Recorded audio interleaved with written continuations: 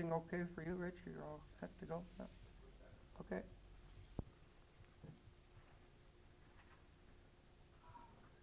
Thanks, Chuck. Good morning. How's everyone this morning? Awake yet?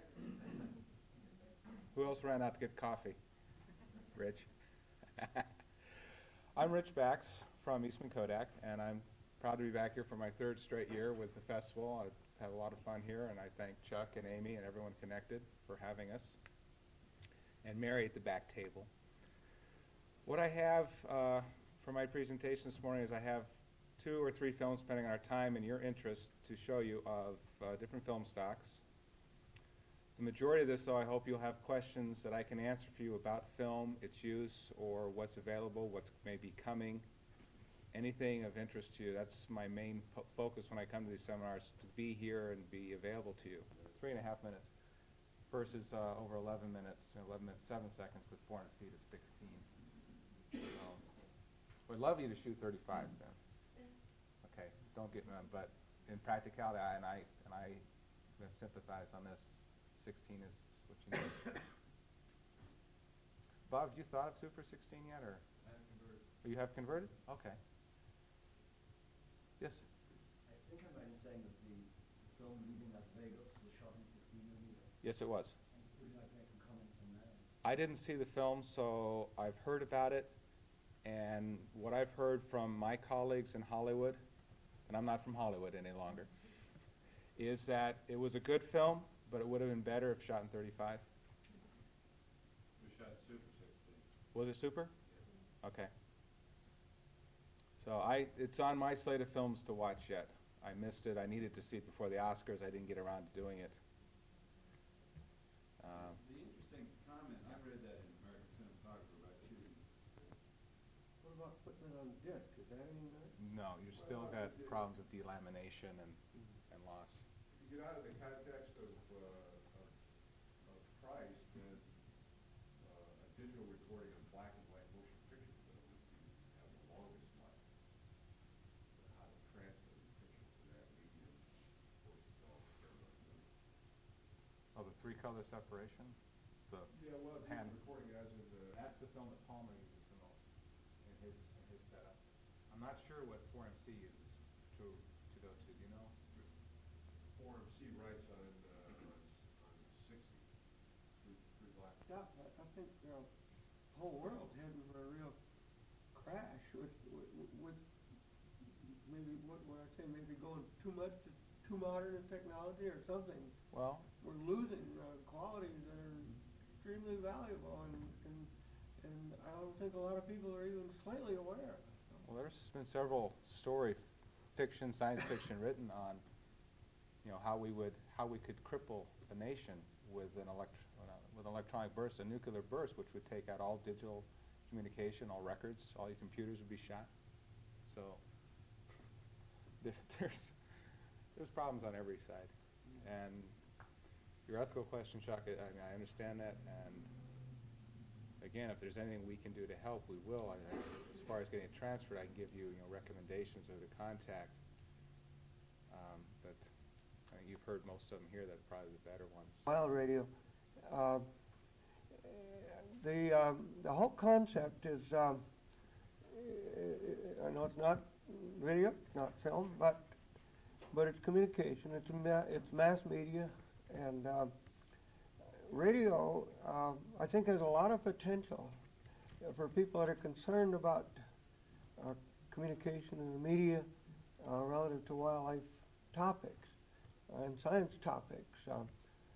From my standpoint, I don't care if it's newspaper, magazines, radio, television, anything in the mass media that has to do with wildlife what's going on is very, very crucial. I see a lot of the waterfront not being covered, or like was evident in the last hour when we were talking about the fact that a lot of the things that are being recorded now are not being recorded permanently, and that we're up for losing a lot of very valuable information, whether you're talking classroom information or documented science or whatever. But there's some trends, I think, that are not rather dangerous sounding and maybe detrimental in terms of media. Um, that radio could help on. I think radio can reach a lot of people that other people aren't reaching, just like magazines will reach a different kind of public, newspapers do, and television does. But wild radio, I think, faces a lot of the same challenges and offers, I think, a lot of opportunity. Somebody who is in um, media production and video, say, could also be doing radio. I think there's a lot to be learned. I think there's a lot of knowledge that can be shared. I think there's a lot of techniques that could be tested in radio. And if you've all picked up a copy of that, the workshop outline back there, anyhow, we had a lot of good discussions last year. We came up with a lot of good ideas, but nothing happened. There wasn't really any follow-up that I know of. But still, the potential is here. The challenges are here. In this region, there's a lot of people, I think, that could be involved with radio production of wildlife stuff. I think there's some tremendous commercial opportunities out there, business opportunities. Strictly from the standpoint of the wildlife, I think there's a great need for more and better communication on wildlife, and if radio can provide it, fine. I think in terms of television, I think there's a lot of things that could be tried out and tested by using radio. What are the markets, and how do you reach certain markets and such? You could try it out a lot cheaper with radio productions and with video productions, and so anyhow, we have the potential for doing things in this workshop. We have the potential for doing things with people that are involved with wildlife and media that are in this room. I think there's a lot of that could be done right in this area.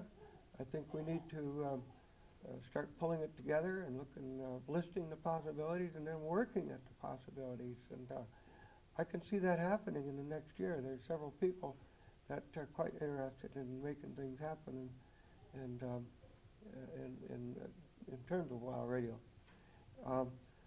We got a nice assortment of people that are ready to talk about it.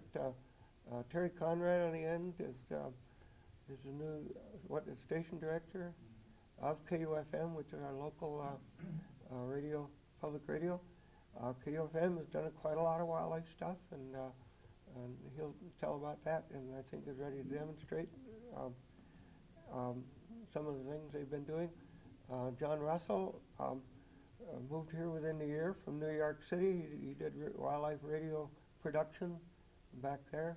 And Nancy Perlman, who is our keynote speaker tomorrow afternoon from California. And Nancy, amongst other things, does television production. She does radio production. She puts out an environmental newsletter, and that's just starts. It's for starters. She does a lot more, but she's had experience in this area.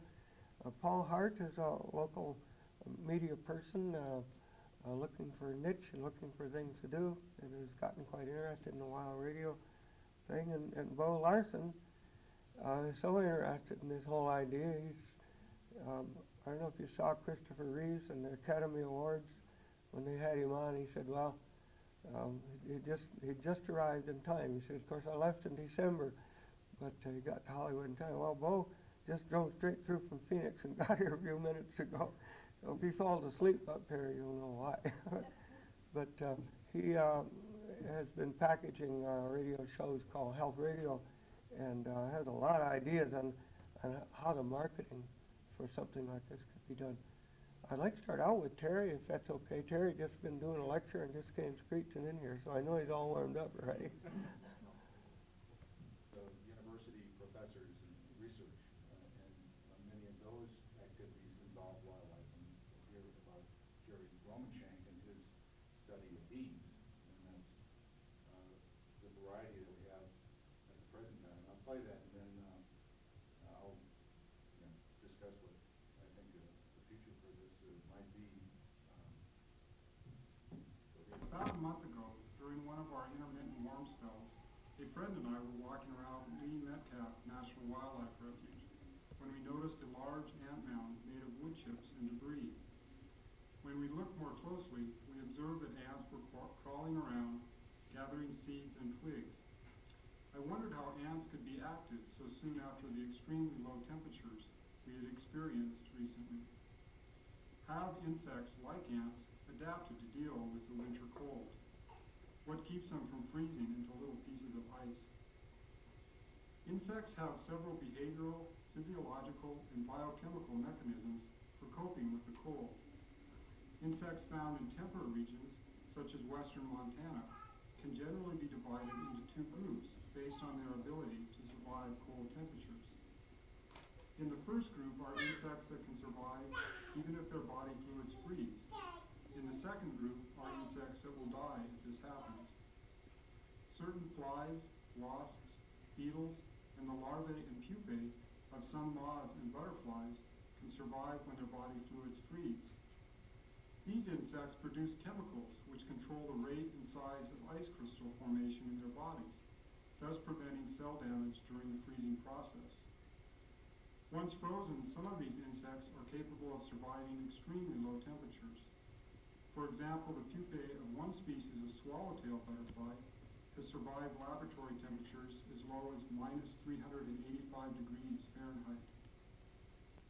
Your imagination is part of what you listen to. You are investing and working toward creating this experience of listening to these stories on radio. And I think we learn more in many ways by listening than we do by seeing. And television to me is something that is presented to you, and you're a passive observer in many ways. Radio, you're an active participant, and I think like when we have our field notes for kids, when school children do their own investigation and their own research and write their own little scripts and come to the radio station and present them to other children listening to the radio, that's something that is very possible, it's very inexpensive to do, but is a meaningful experience for everybody. And it just wouldn't happen on television without a great deal of time and money and professional staff. It's a very handy way of getting information to people, and in many ways more meaningful than just to see the latest flick on Discovery Channel. Whether it's a commercially viable thing to do, I have been doing commercial radio for 20-some years, so non-commercial radio is very open to this sort of thing, whether it can be commercially packaged to fit in between the latest things, I don't know. Well, I think even with public radio, it's not commercial in the sense, but you know you need to get sponsors and you need to get a budget and Right. you need to get paid. So I think that speaks for itself. You're there, you know. Somebody wants it. But Bo Larson probably could talk about commercial possibilities better than any of us, I think. And before he falls asleep, I'd like to have Bo talk a little bit.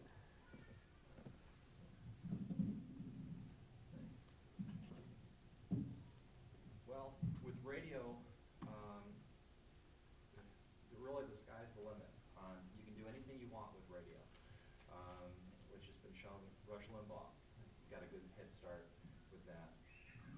National Public Radio is an excellent, in a sense, commercial means of distributing information because there are, in a sense, sponsors out there that you know locally but also nationally to underwrite the program. And there's a lot of companies, especially major corporations, that aren't so consumer-driven per se, like pharmaceutical companies. They can't necessarily push their brand because it's prescription, but they can underwrite programs. This is done many times in medical television series and also in national radio formats. Health, a wildlife radio type of program, as far as like a talk show or longer format, really the only place it could work is on National Public Radio, locally or nationally. It can be syndicated. It could be a local show that's syndicated over the NPR system, where the local NPR affiliates can decide to pick it up and place it. placed as a live program, though that's very difficult because getting any live program syndicated is very difficult because you have to convince a radio station or hit that radio station at the proper time to move the programming they have for the time you want to carry your show. And that's the same problem with doing a commercial long format program. Unless you are a major name that a station would say, yes, we want that, we'll move, we'll make movements here. And 1996 is a real bad year to start something like that because it being a political season. AM talk radio, they're looking for politics. They're not looking for anything that maybe people really want. They're looking what they think people want, which is politics or even agenda-driven type programs. So the longer format program on a national public radio type format is very feasible to distribute commercially. It would probably have to be a tape delay type program, and it has to have a little bit of style in the sense that why would even a local affiliate NPR want to pick it up? Yes, in Montana, everyone's much more aware, but let's say, what about in Ohio or Iowa or someplace in the Midwest or South or even the East? What is touching the pulse there that would have a station want to pick it up? It's not uncommon to distribute shorter format programs on national public radio, but you're still only going to hit 30 to 45 markets with it.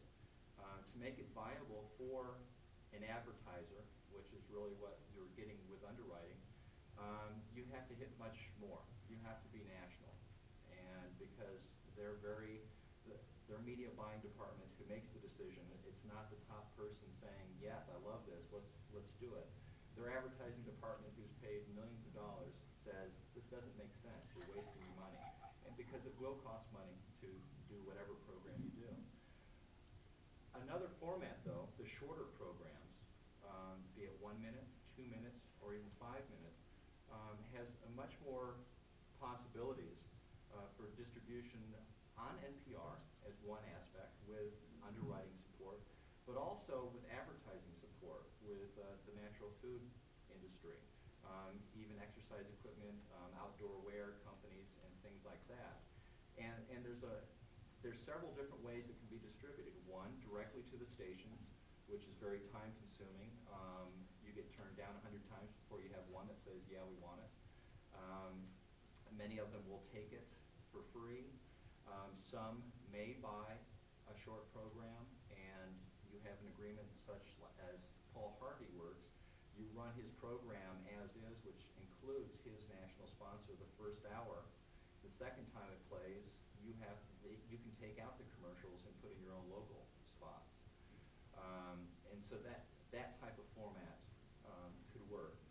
Another method, though, that really is the most successful if you're looking for reach is a controlled purchase and also controlled distribution of a program.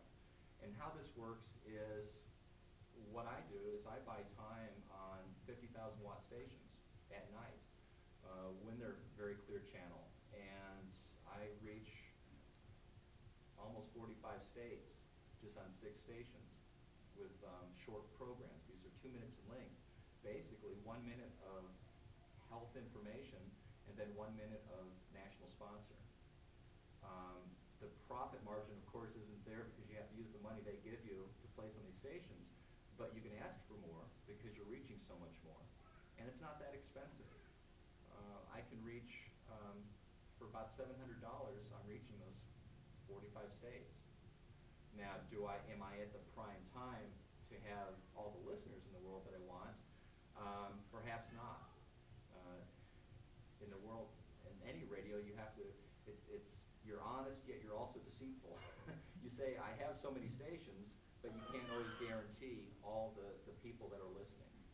Radio's like that. You're getting, you have drive time, and you can say, oh, there's 8,000 people listening to this station, 60,000 listening to this one, but you don't know exactly when it's airing. And so that is one of the problems with commercial radio, yet you can distribute it that way. I feel, in my short history of doing commercial radio, one of the most solid ways to distribute distribute, I feel, would be a national public radio type of format program, be it longer format, but also have an offshoot that can be commercialized. Because there's an audience out there. Shorter programs have the attention span. That's one of the successes of short programs is that people realize, hey, this isn't a commercial, so they're instantly grabbed by it. They're listening to that first 15, 20 seconds of hook of what is this or did you know, and then it goes to the commercial, but yet they want to stick around because they want to know what's the answer to that first part. The same type of format would work very well in an environmental or wildlife type of program.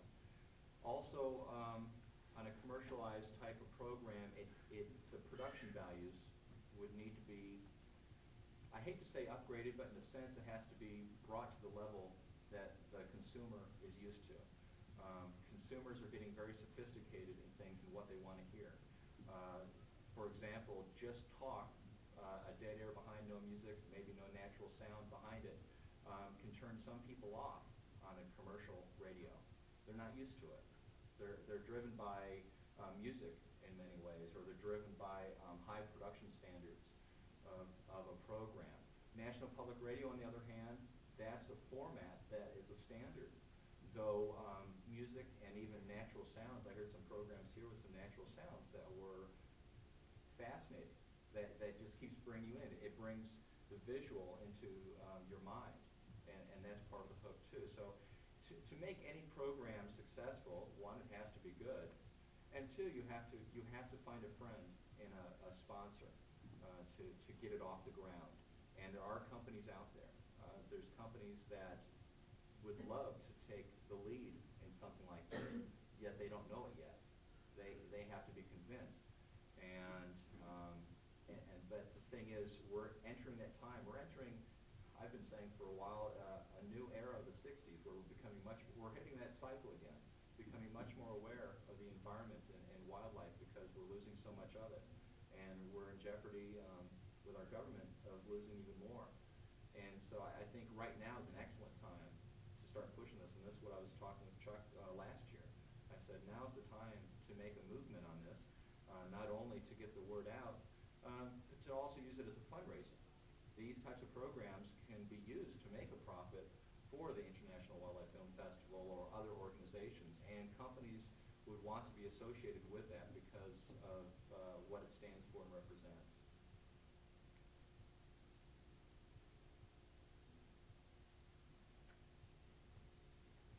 Met you, and it's a pleasure to be here. And even though I'm based in Los Angeles, my program has aired around the world, internationally, and between the radio and TV stations, about 125 stations nationwide. Environmental Directions is my radio program. It's the longest running environmental program in the country. There must be something about the 19th year. This is the 19th year of the International Wildlife Film Festival, and I've been doing Environmental Directions for 19 years. So it's a very significant number, I suppose. I was 17 years on the #1 commercial station in Southern California. Los Angeles and New York are the two biggest markets in the country. And it was most peculiar because people would come to the station and they said, what, you're on this station? They're playing hip-hop music. I mean, first it was a rock station, then they went to hip-hop, and the rap music. And they're doing Environmental Directions radio series. It was most peculiar. Nobody could figure it out. And I guess eventually they thought that was peculiar too, because after 17 years on KPWR, they said, well, our audience doesn't care about the environment anymore. So off I went, and I had to go find another station in Los Angeles. Now I'm on Personal Achievement Radio. I guess they feel that we can personally achieve a better, healthier personality if we have a better, healthier environment. Of course, I agree with them. I'm also, everybody thought that, well, I should be on a listener-sponsored station.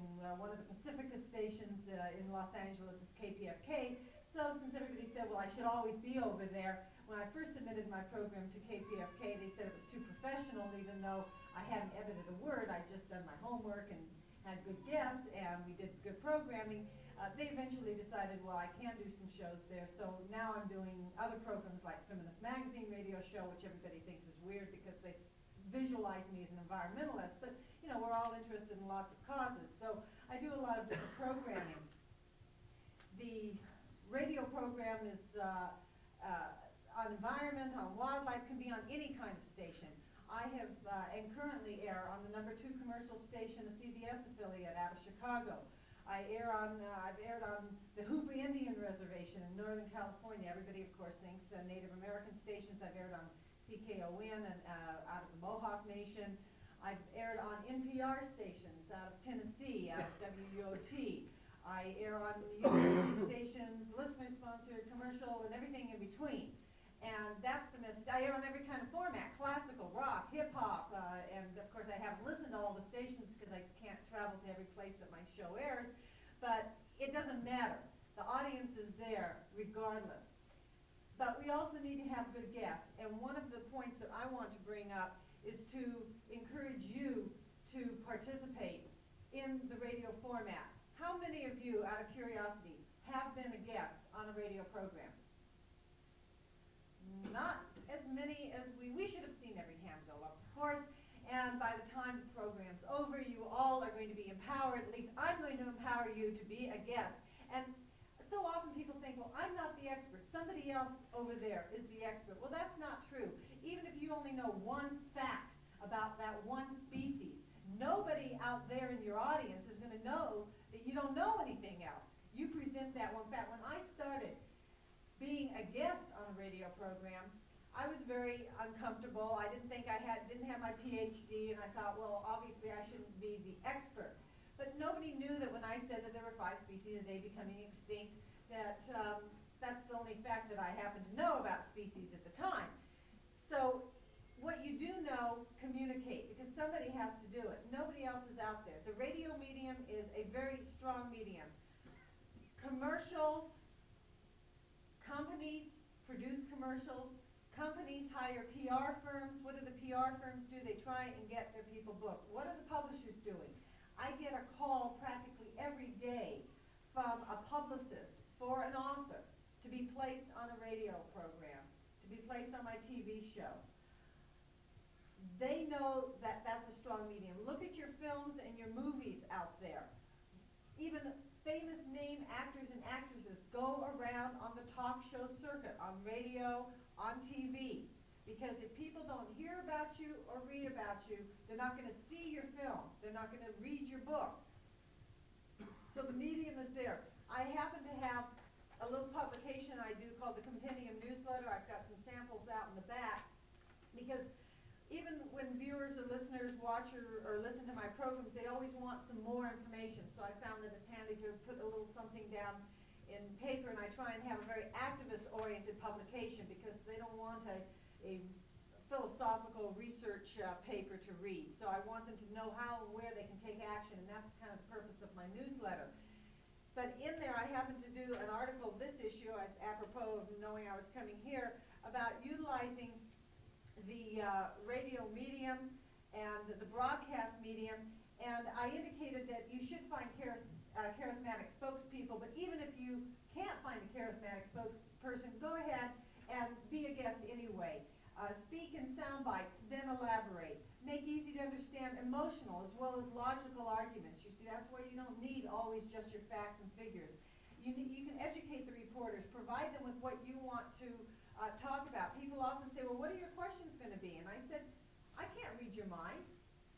You tell me. You tell me what you're an expert in. I want an interview that makes you sound good. It makes me sound better. It's a better interview for everybody. So you provide the information. You provide the list of questions. You provide the list of facts and figures that you want to cover. And the host will generally be absolutely delighted that you've done their research for them. And you'll have a better interview, and you'll know what the questions are. So there's some suggestions and ideas regarding being a guest on the radio. I would encourage you to do so. How many of you have heard of Baruti Goldikoff? Just a couple. How many of you have heard of, well, of course, last night, we have all heard of Jane Goodall now, right? How many of you before last night heard of Jane Goodall? Okay, you know Jane Goodall and chimpanzees. How many of you had heard of Diane Fossey? Real. Okay. Leakey sent out 3 ladies. Chimpanzees, Jane, Diane gorillas, Baruti went off to Borneo to study the orangutans. Takes a lot longer because they are more solitary type of animal than the others to do the research of them. Why have we heard of Diane and why have we heard of Jane but we haven't heard of Baruti? Because the films and the documentaries and the talk shows have interviewed these people, had programs about them, they've gotten the coverage. You can become known by getting out there. Baruti is in her 25th year. She's finished her book, Reflections of Eden, and hopefully somebody will make a movie of it. I'm going to be doing a TV show and some more radio interviews with her. But that's the case with whatever issue you're working on, with whatever species you're working with. You can get the word out and get people familiar with hearing that name, hearing that species, and doing something about it. I'll wait for more questions later. Well, thank you, Nancy. I love that enthusiasm. Program. I was for 20 years a radio announcer and news reporter and management consultant in New York City for a Group W radio station called 1010 Winds. And while I was there, I entered into an agreement with the Wildlife Conservation Society to develop and market a wildlife radio program.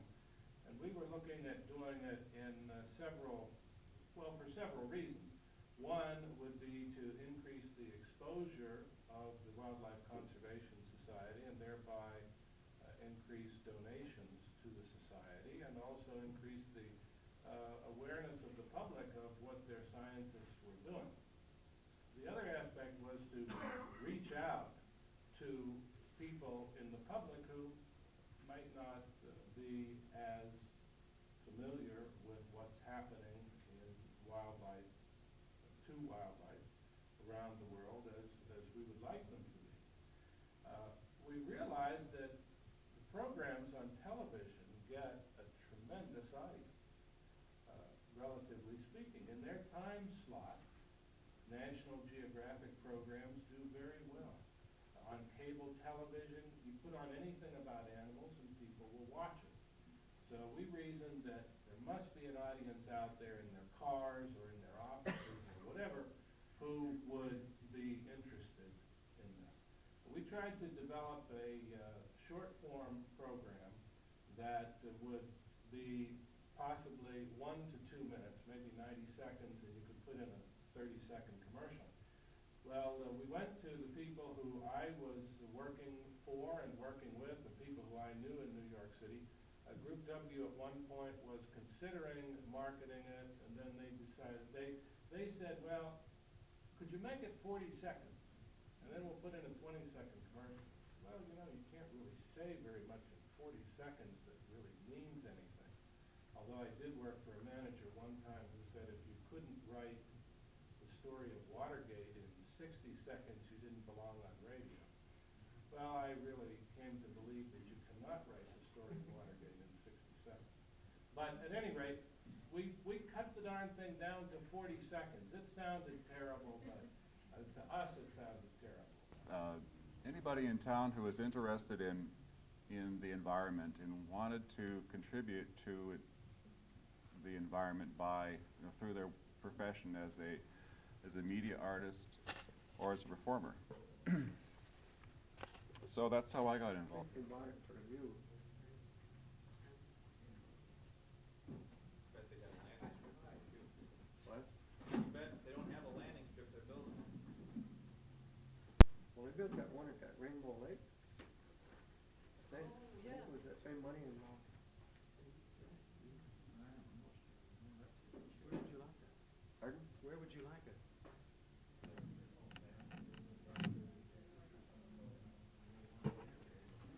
Well, I think we'll get started. People are straggling back from lunch one by one. You want to grab a chair over there, Adrian? On that side? You turn it on? Pick up Will Taylor at the airport. Pardon? Picking up Will Taylor at the airport at 2:15. So they give I buy out by about 2. Okay, I'll put you up first.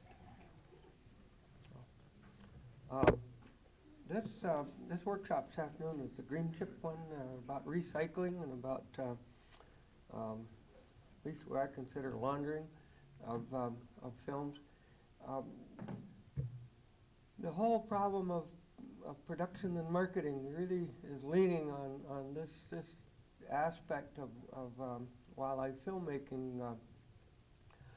On the one hand, we need more and more production, but that can't happen unless there's more and more of a market out there. And so the two things have to happen together, production and marketing. They have to improve simultaneously. If you've got too much production, then everybody goes broke, and if you've got the marketing but not the product, then people get frustrated.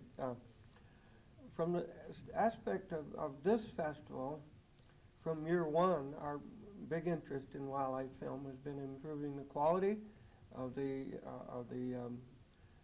science in wildlife films, the biological accuracy, the scientific accuracy. This festival was started by wildlife biologists who were concerned about poor quality at that time, especially of American wildlife filmmaking. As a biologist, I was having to deal with it constantly. I'd spend my time talking and giving slideshows and teaching the public about something about bears, and then a real poor film would come out and wipe it all out. And I got disturbed about that, but didn't know what to do. But anyhow, it eventually led to the International Wildlife Film Festival, which was formed by basically a bunch of wildlife biologists, not by filmmakers, but wildlife biologists who somehow wanted to have some influence on wildlife filmmaking. We didn't know what we were doing, we didn't know how to do it, but it was the first festival of its kind, and it turned out a good idea, and people started coming, and we've kept that focus, so we're still focused on the scientific quality of the productions, but also the teaching and learning aspects of it and the communication aspects. Now, we value everything else, and in our judging, everything else is considered as well. We certainly don't have a problem with anybody who makes money. That's an important part of it. But in the process of getting more production of good films for the markets that are out there but aren't big, this is what this workshop is all about: how to increase the production any way possible, and how to simultaneously increase the markets. So the two go together. Well, one is people can just go out and make more of that kind of quality film. Of course, it's expensive. If you can't make money at it, you're not going to do it a second time. But another aspect that we think is quite neglected is the thing of recycling ones that have been made for a certain purpose. They were a good film, they served a purpose, and they're sitting on the shelf. But in many cases, with not that much changing, they could have different soundtrack, different language, whatever, and be made very appropriate at very low cost for other markets that are out there. And to meet the needs of these smaller markets, the educational markets and such, it needs to be as cheap as possible. For small countries who need production. I remember this conversation I had with two filmmakers from Denmark some years back. They said, well, we're from Denmark. I said, so? Well, we've got a problem. What is your problem? Well, Danes see the French films, they see the English films, they see the German films, and they want that kind of a quality on Danish television. But they said there's only 5 million Danes, and we can't afford to buy the stuff. We can't afford to make the stuff that the Danish public expects us to have. And so I saw there as a real kind of a classic example of the kind of thing that could be where you could easily meet their demands. A film, for example, that had been made for Montana public by Fish, Wildlife and Parks served its purpose, has good footage. It could be quite easily converted into a Danish production by putting on additional footage and different narration and whatever Danish publics would want. And you could, at very low cost, and have a good quality production of that sort. also put in the title laundering, relative to money. We all know what laundering is, but I think that could be something that's done more too, or you get the rights to something that has good footage in it, and might even have been a negative message on the original, but if you would buy rights to it, then you can put your own message in it and turn it from possibly a harmful film into a good film. I think there's some real possibilities out there in terms of making these two things happen, getting the production to increase at the same time that the marketing increases. It's like the chicken and egg; they have to go together, and that's basically what this workshop is all about. How to get more and excellent productions, and how to increase the markets. Some of the possibilities certainly are the school systems, the education departments, in terms of potential. But also, I think there could be an industry built around just finding the stuff that's out there, finding the needs that are out there, getting listings, getting inventories, getting copies, and I think somebody could maybe, in fact, do quite well in serving those new markets in that way. But that's basically what this workshop is all about. How can we make these things happen better than they are now? And we've got a number of people that have had experience in this or are sensitive to the topic, and I'll introduce the panel. Nancy Perlman, those of you who are here this morning, met already, and Adrian Caddy from Britain, and Brian Leith, who is the winner of this year's festival, and Richard Brock, who is used to be with the BBC and now independent producer, not independent television, independent producer. But I used to consider him the top wildlife filmmaker in the world for quite some time. Maybe he still is. Used to, yeah.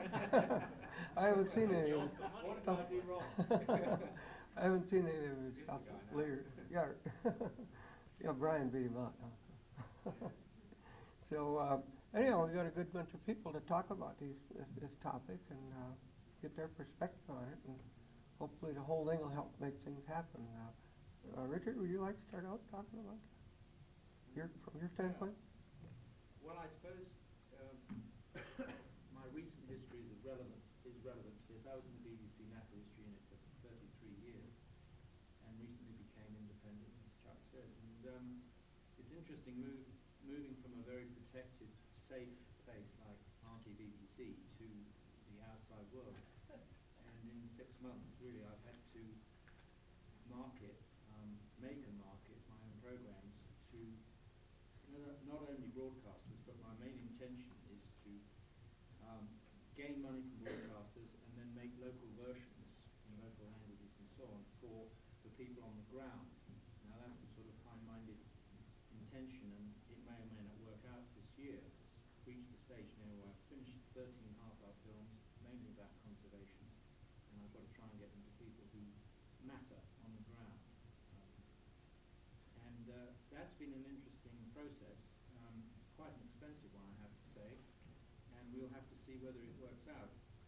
The distribution of such films is quite interesting, because it's all very well to have this high-minded idea about making local versions in Swahili or Spanish and sending them to the people out there to show what's being done.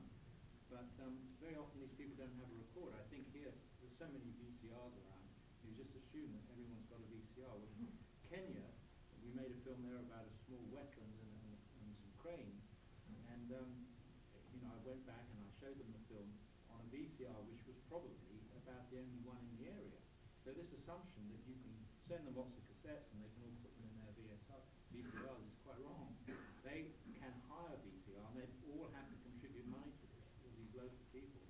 So it's a major effort, and also, if you send them cassettes, frankly, those cassettes may just disappear. I mean, they may put a movie on top of it, they may just lose it, they may feed it to the local goat. I mean, it's difficult to know what will happen to it. So, just sending it out from England to help them is a bit naive. But leading on from that, I don't know if Chuck knows about an outfit in England called TVE, which curiously is the Television Trust for the Environment, so never bring that up. But anyway, they are TVE, they're based in London, and they have been set up by the World Wide Fund for Nature and some agency like the UN or FAO, for precisely this purpose, to distribute, to make and distribute films in local languages to many countries. In fact, their list of countries they call medium and small countries is about 50 countries. And they exist to get these films onto television locally, for which they will get almost no money, because most of these countries, like I don't know, Malawi or Patagonia or Albania, I mean, they don't have any money. So A, they try and get them on television, and B, they try and do what I do, try to do, is to get them to the people on the ground, if you like, on an educational basis in their own language.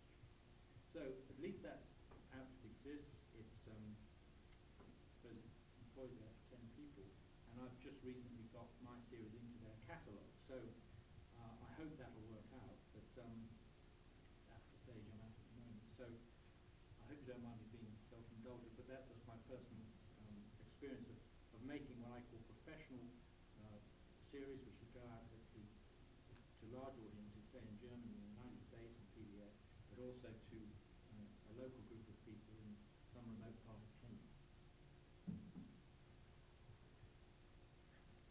Well, thank you, Reggie. Yes, I did know about TVE, and I get so jealous of British so often, because a lot of times, I don't know, it seems so much easier for you get things like that started there now. If you've been around longer, maybe part of the reason, but I really like that, and that's basically what I'd like to see a lot more of them. And I think, especially if you look at agencies in this country and power companies and conservation groups who crank out this stuff for their purpose, once they've used it, goes on the shelf, and I think so much of that could be dealt with in the same sort of a way. In a lot of cases, it wouldn't cost anything at all. It's just a matter of getting a mechanism for it. Well, Nancy Perlman is from California and has been doing all sorts of radio, TV productions, and written, has a newsletter she puts out, and has kind of been around the block and a lot of this stuff too, so I'd like to see what she thinks about all this. Thank you. Well, thank you very much. I appreciate being invited onto this panel because I have a few additional points I didn't make earlier this morning. So I can continue on where I left off, so to speak. And for those of you that weren't here this morning, I still have some copies of my newsletter compendium. Page 4 describes my TV series, Eco News. I won't talk about environmental directions. That was radio. That was this morning. Now we're moving on to recycling and reprocessing. What's out there. I'd just like to give you a few examples from my own experience. When I started doing Eco News TV series, which is the longest running weekly environmental series on television, we're in our 13th year, the program was difficult for me to acquire footage, and not having funding in the original days to go out and do documentaries ourselves, I sought out practically every film that existed. Video was practically not, people weren't going out and shooting their own videos on the cause issues. There were lots of nature documentaries, of course, out there, but I also wanted to have that edge of somebody saying, this isn't just how the animal has its life cycle, but this is what's threatening that animal survival, and this is what's going on with habitat. And it's amazing where you find footage. My very first, most controversial footage I used, I was sitting on a plane going to a conference, just chit-chatting with the guy next seat, and he happened to be a real estate developer. I thought, okay, we have nothing in common. I'm opposed to all the new shopping malls going on and so forth. What are we going to talk about? And he just happened to mention that his wife was a stewardess who happened to be with the first film crew that went up to the islands where they were clubbing the little white baby seals and skinning them alive. I'm sure you've seen that kind of footage. And it was shot, and she happened to have that film sitting in her closet. They were wondering what to do with it, and I said, send it to me. and I put it on Eco News. So it is amazing how you do find some footage, particularly in the early days. Now, of course, we have catalogs and film festivals like this, and it's a bit easier to find material. One of the things I had a difficult time finding free of charge in the early days is 3/4-inch video cassette. Eco News is sent out to over 87 cable and PBS stations nationwide, local origination, public access, governmental, school, university cable channels, and PBS stations. Most of the cable channels are still on 3/4-inch video cassette. And even when I bought the one-pass, basically recycled, evaluated tape, it got expensive. And so I have some wonderful volunteers, in fact, one's in the audience, who are professionals who work at other studios, networks, and so forth, and they donate their time to be able to do the cause work and the more meaningful work for us.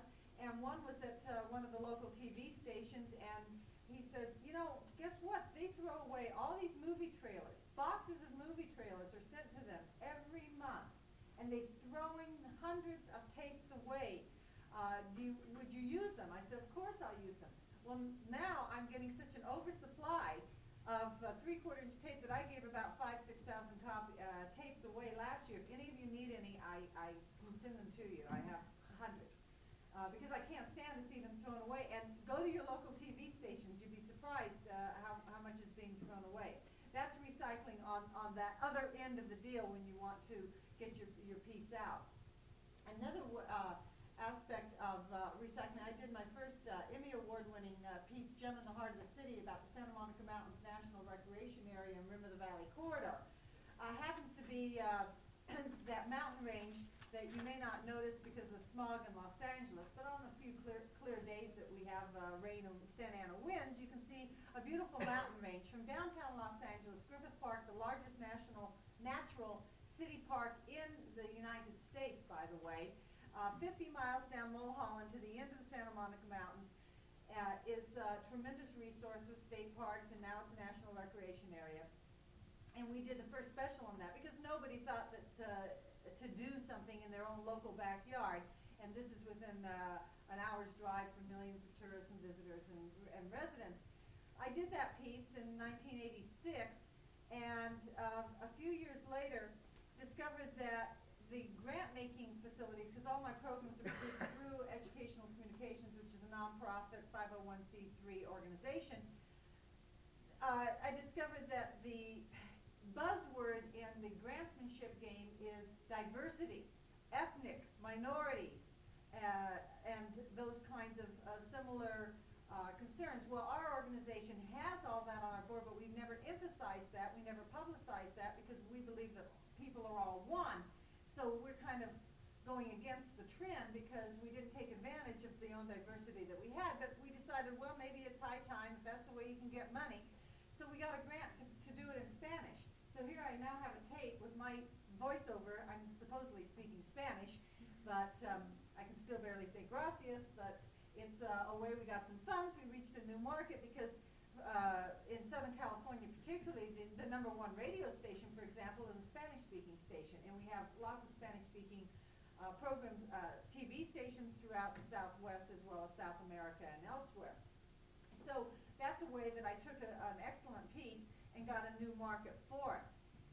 The last point that I want to make, so I can give others a chance to talk, because I always have my 2 cents during the questions and comments period, is that Eco News TV series is a series where we don't try to reintroduce the wheel. And aside from doing our own on-location documentaries, and aside from doing my studio interviews with video roll-ins and performances and presentations, I very often, I would say probably a good half of my programs are simply my doing wraparounds, intros and closes, segues to other people's pre-produced films and videos.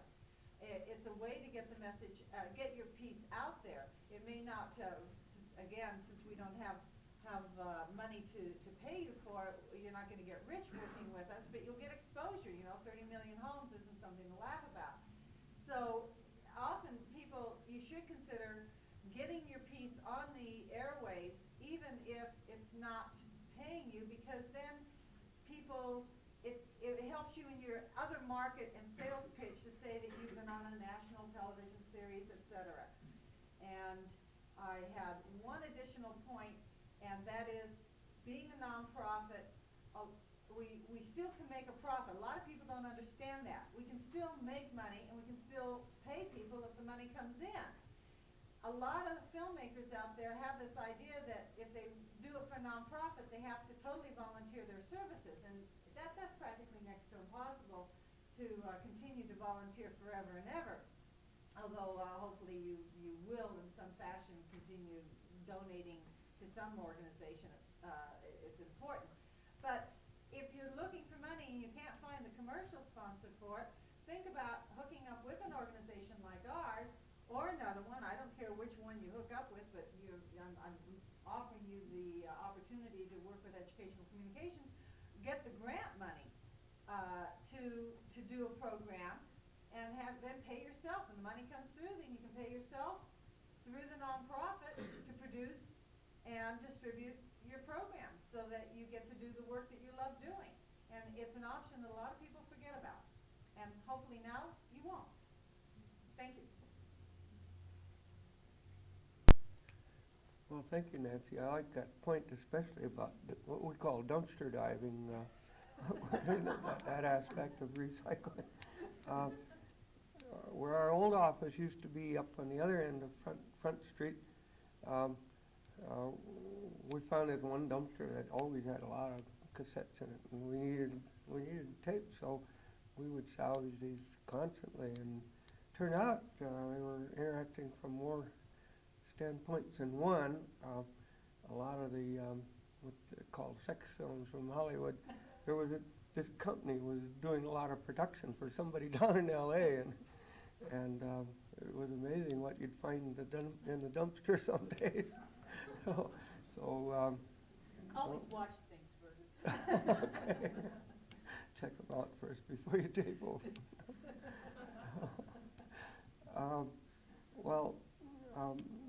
Brian Leith, like I mentioned earlier, he's the winner of this year's top award in the festival, and has been very involved with the whole problem with in Africa with European, African wildlife actions and interactions and reactions, and very concerned.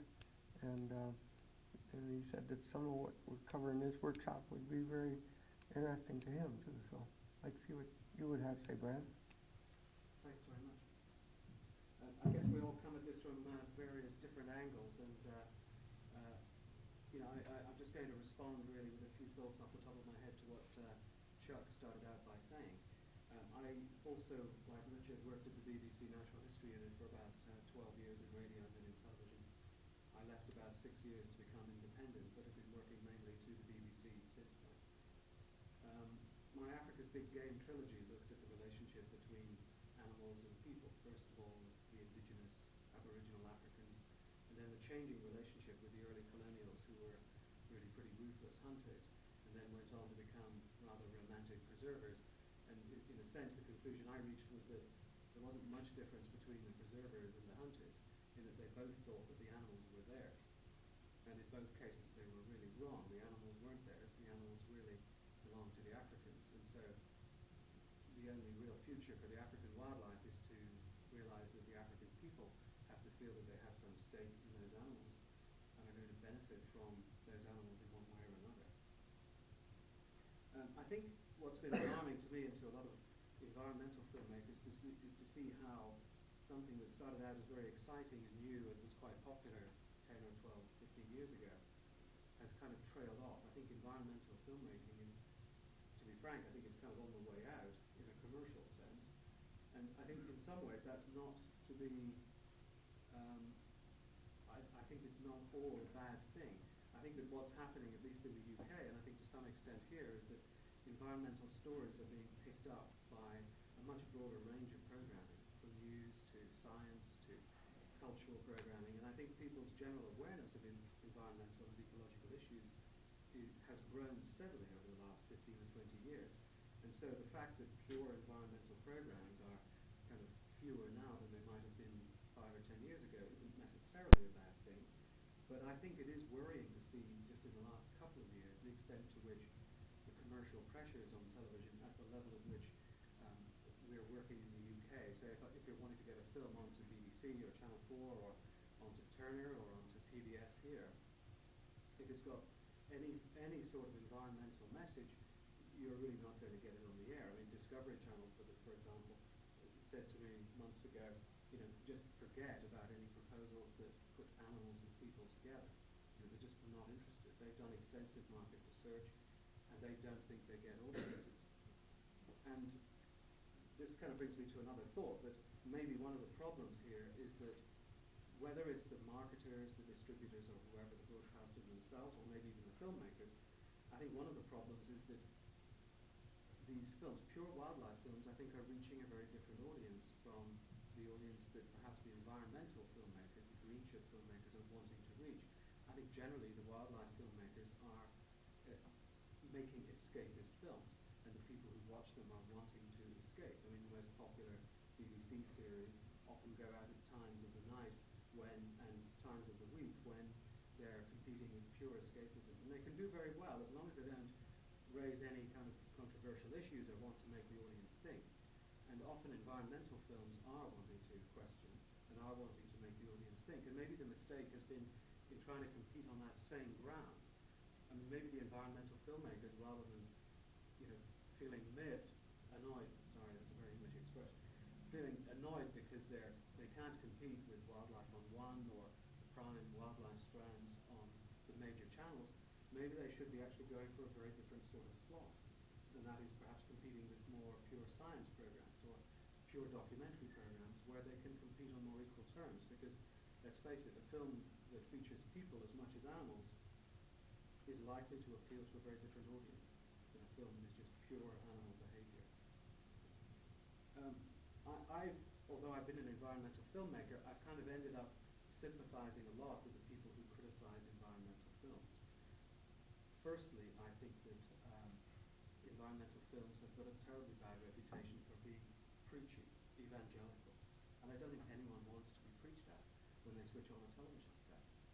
And I think that whether your aim is scientific or social, anthropological, whatever the aim, I think one has to put it, a million miles behind you and tell stories. And I think that it's when people switch on a film that's telling them war, terrible news, and what they should be doing, that people say, I wonder what's on the other channel. Because they don't want to come home. Do you want to come home at 8 o'clock at night after a hard day at the office and have someone tell you what you should be doing? No, I mean, you don't. I mean, that's why you leave home. You want to watch entertainment often. And so I think there's an interesting parallel here with pure wildlife films. For example, the success both in the UK and in America of David Attenborough. And Attenborough is an amazing character, really. I mean, he's terribly old-fashioned in one sense, and yet he continues to be successful. And I think everyone kind of wonders, well, how did he do it? I mean, this man is nearly 70 years old. And I think he does it by having a unique talent, and that is for pure, authentic, authoritative storytelling. You know that when you watch one of his films, you're not being told to think something. You're not having your values kind of manipulated. He's researched these stories very well. He's telling you the truth as he sees it. Good, bad, indifferent. He's telling you a story also very well structured. And I think that a lot of the problems that environmental filmmakers have faced is that they're kind of putting their own values, and often these are very romantic, urban-based values, before what they really should be doing, and that is we are storytellers. In a different generation, we'd have been writing books, writing poetry, writing plays, and storytellers have to think of the story first. And I think that it's when we kind of indulge ourselves in our own values and our own subjective opinions that are not based in fact, that I think we often go astray. Having said all that, I'm obviously very keen that these stories that connect people with wildlife will continue. And I think it's our challenge to find ways of making that interface between people and their environment work as television. And I know it can be done, but I think we just have to be more imaginative about the ways in which we tackle it. Well, thank you, Brian. That reminded me of a paper I wrote some years back where I was pointing out that first people learned in what's called the oral sacred tradition. You listen to your elders, you listen to your older relatives, and learned about the world in the oral sacred tradition with stories and religion and culture all mixed together. Well, then we went to the literary tradition. There was a time when you could literally read all the books that were out there because there weren't that many books. And for a while, that's primarily the way we learned. And then we went to the scientific modern tradition, which is what we've been locked in for about a century now, where you find out things through scientific methodology, and it's boiled down and then presented in textbooks and magazines, etc. And I argued that I thought we were going to a fourth tradition now, which I call the television oral tradition, where the David Attenboroughs and David Suzuki's and such were the elders, were the storytellers, and that's our new way of learning. We can't all go out in the woods and learn firsthand, so we listen to our elders in that sense. I think that might be what's happening, that we're going to a new form of learning, and face it, there's 5.8 billion people out in the world. They can't all go out in the woods, and still they need to have these stimuli of nature and animals and such, and can get it through television. Maybe it's not as good as firsthand climbing up the mountain yourself, but at least you can get the exposure that way. And I think there's probably a great need in the world for that, and which to me that makes this whole thing of wildlife television even enormously more important, if in fact that's true.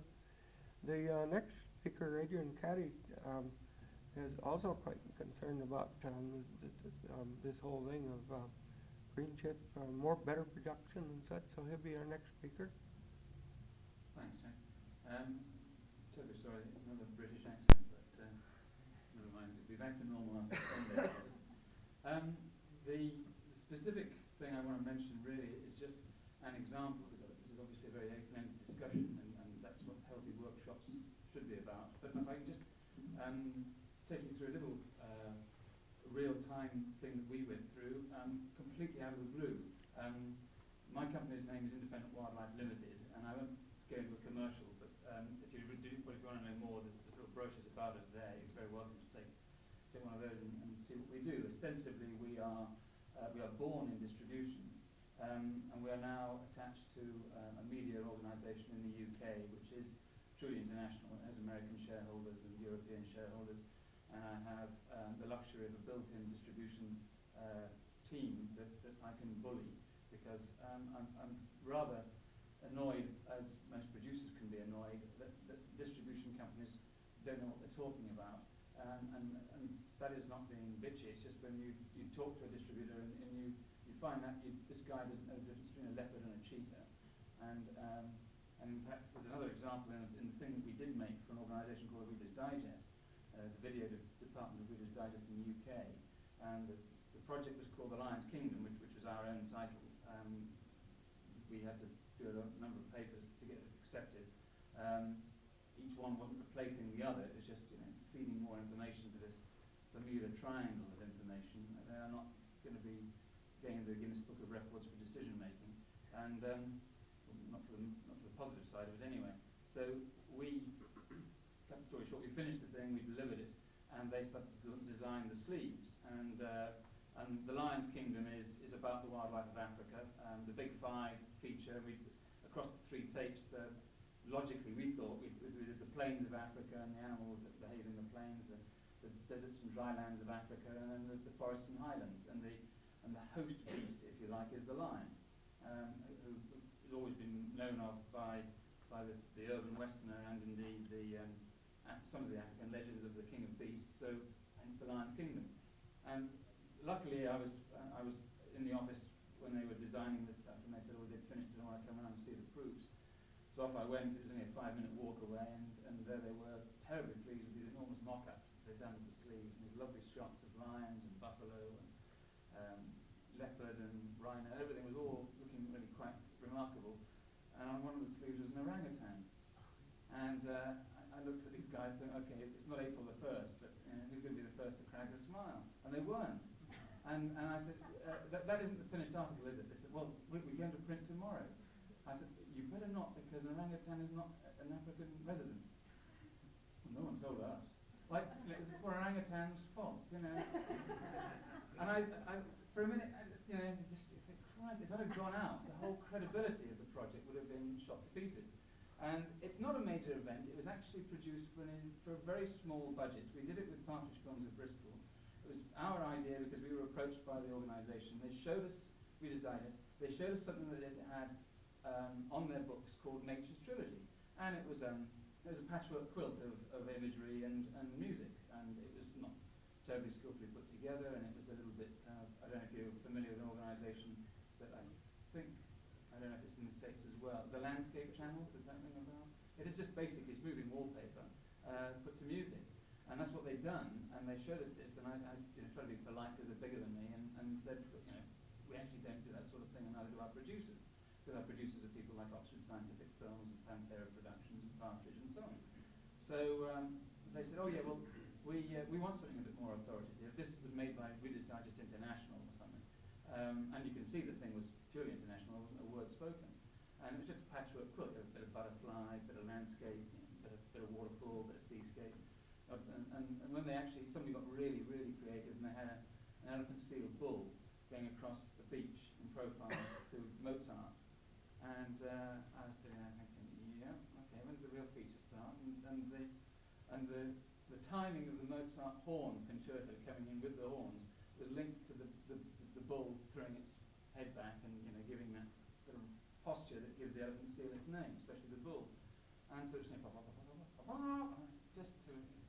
That was about as creative as it got, and I said, well, we don't do this sort of thing. They said, well, we want something more authoritative, so we went off and we wrote the project, and we knew it just for video, but we did it in such a way that those guys put up all of the budget for us to assemble from library only. It was all recycled. There were one or two, it was mostly outtakes, but there were one or two ins from programs that were older.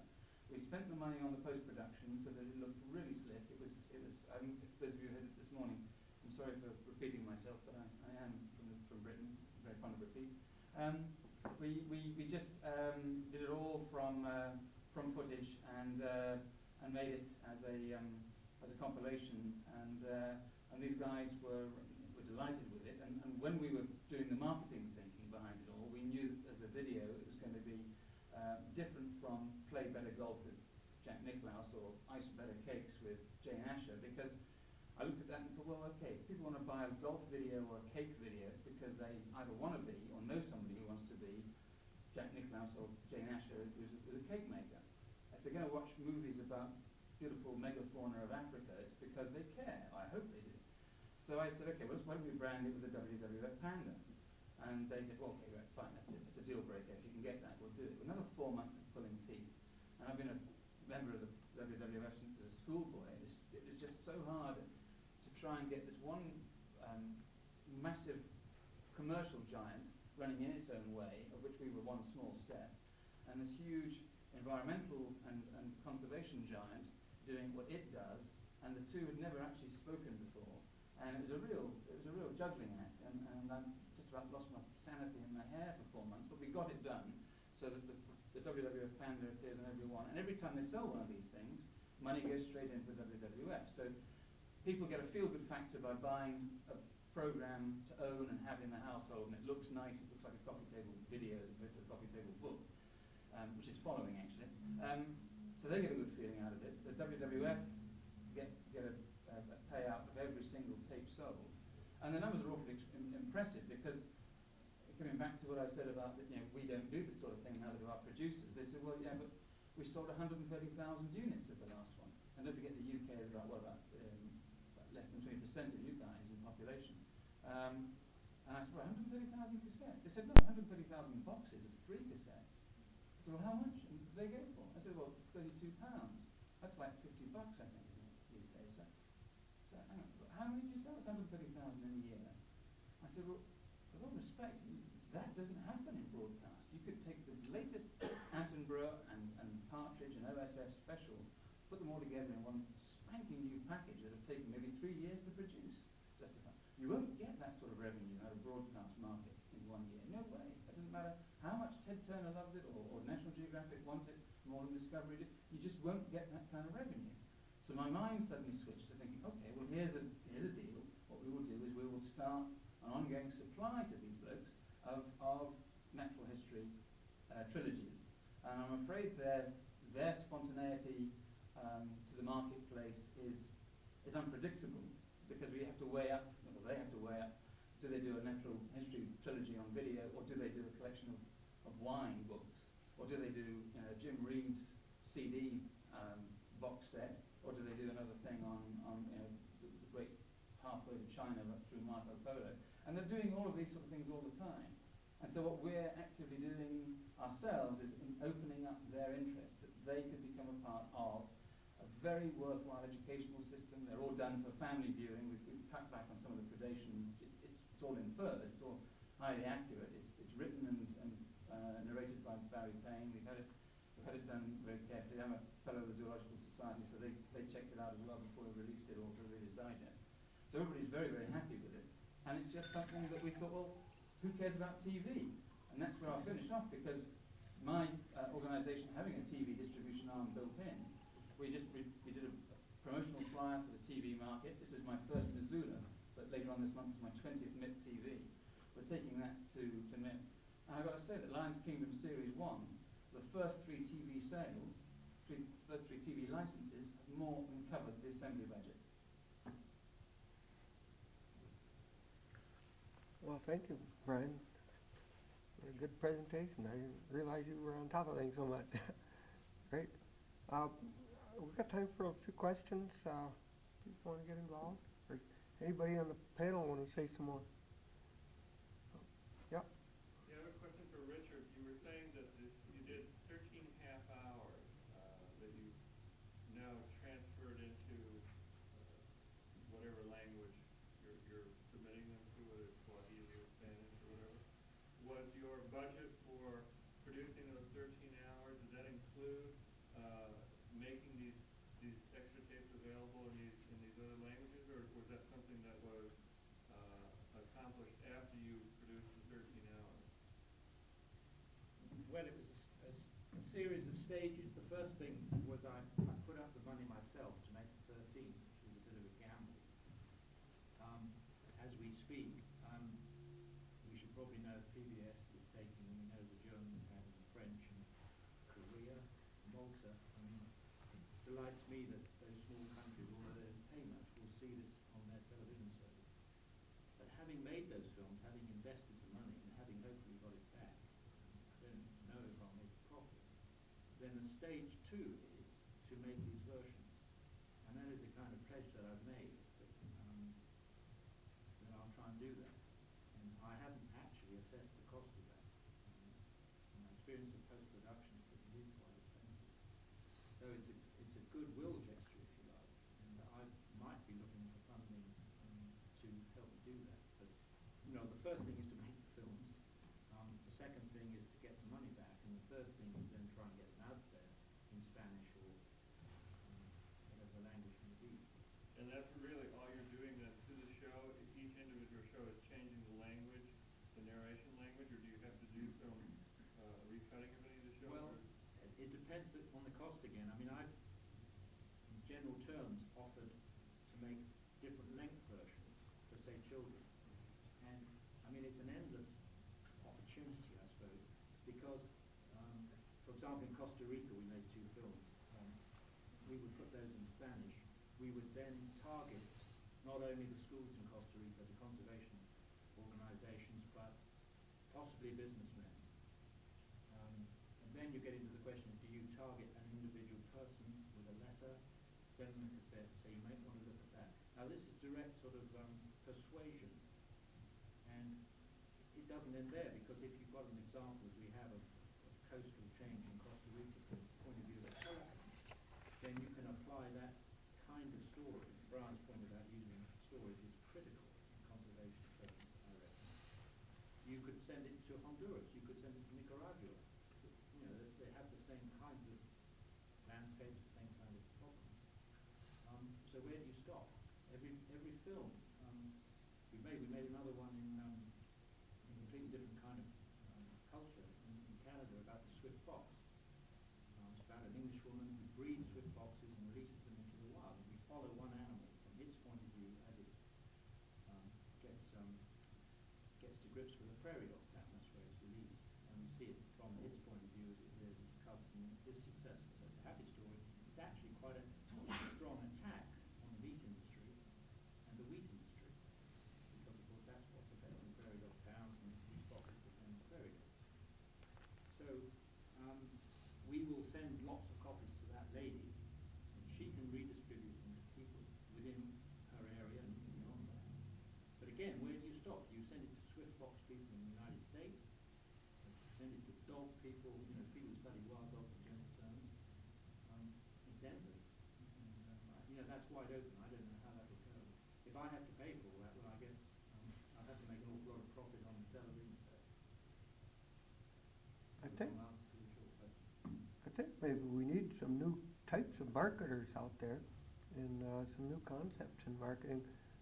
When we had a workshop on this in the past, Dorothy Patton spoke, and she's a writer who lives here in town, has about 90 kids' books out, and she pointed out that writing the kind of thing she does is a very different thing in terms of marketing. She said you don't make a lot of money on any book at any given time, but she said all 90 of her books are constantly selling, and maybe only be $15 on one of them per month, and another one $70 and whatever. But she said by having that volume is how she does quite well. So.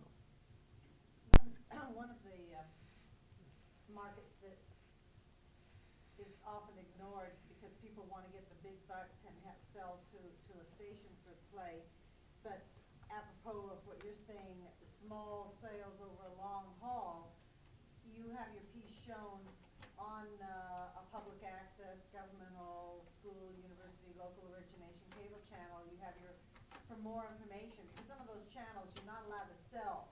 You can't say, and now that you've watched this show and you love this program, you want to buy the video. You can't say that, but you can say for more information, call. And then when people call, you send out your flyer, your brochure with your rate form, and they order it. They want it. They like it. They want to see it. And you can get additional sales that way.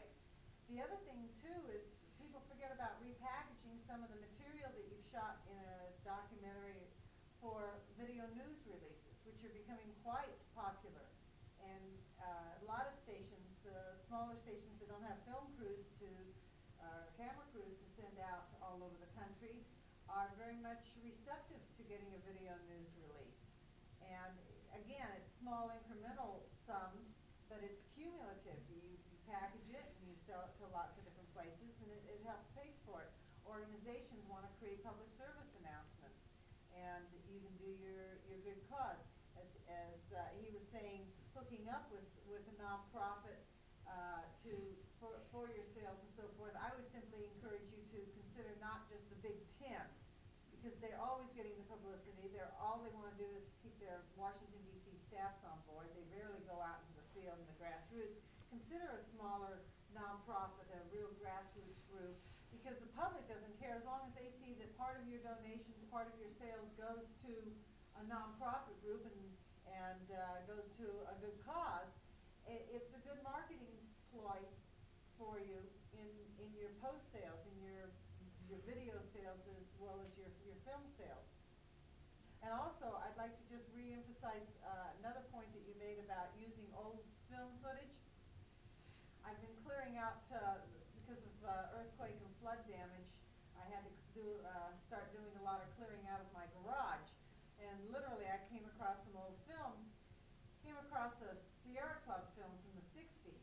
And David Brower was quite innovative, both with his format books, his nice picture format books. He basically created that exhibit style of book to try and save wilderness areas. And he also was instrumental in creating the Sierra Club films. And he did one where they took slides of two young men who went down the Glen Canyon before they dammed it. They were going to dam the Grand Canyon and the Glen Canyon. Well, they dammed the Glen Canyon. That's a whole other story about letting that be dammed.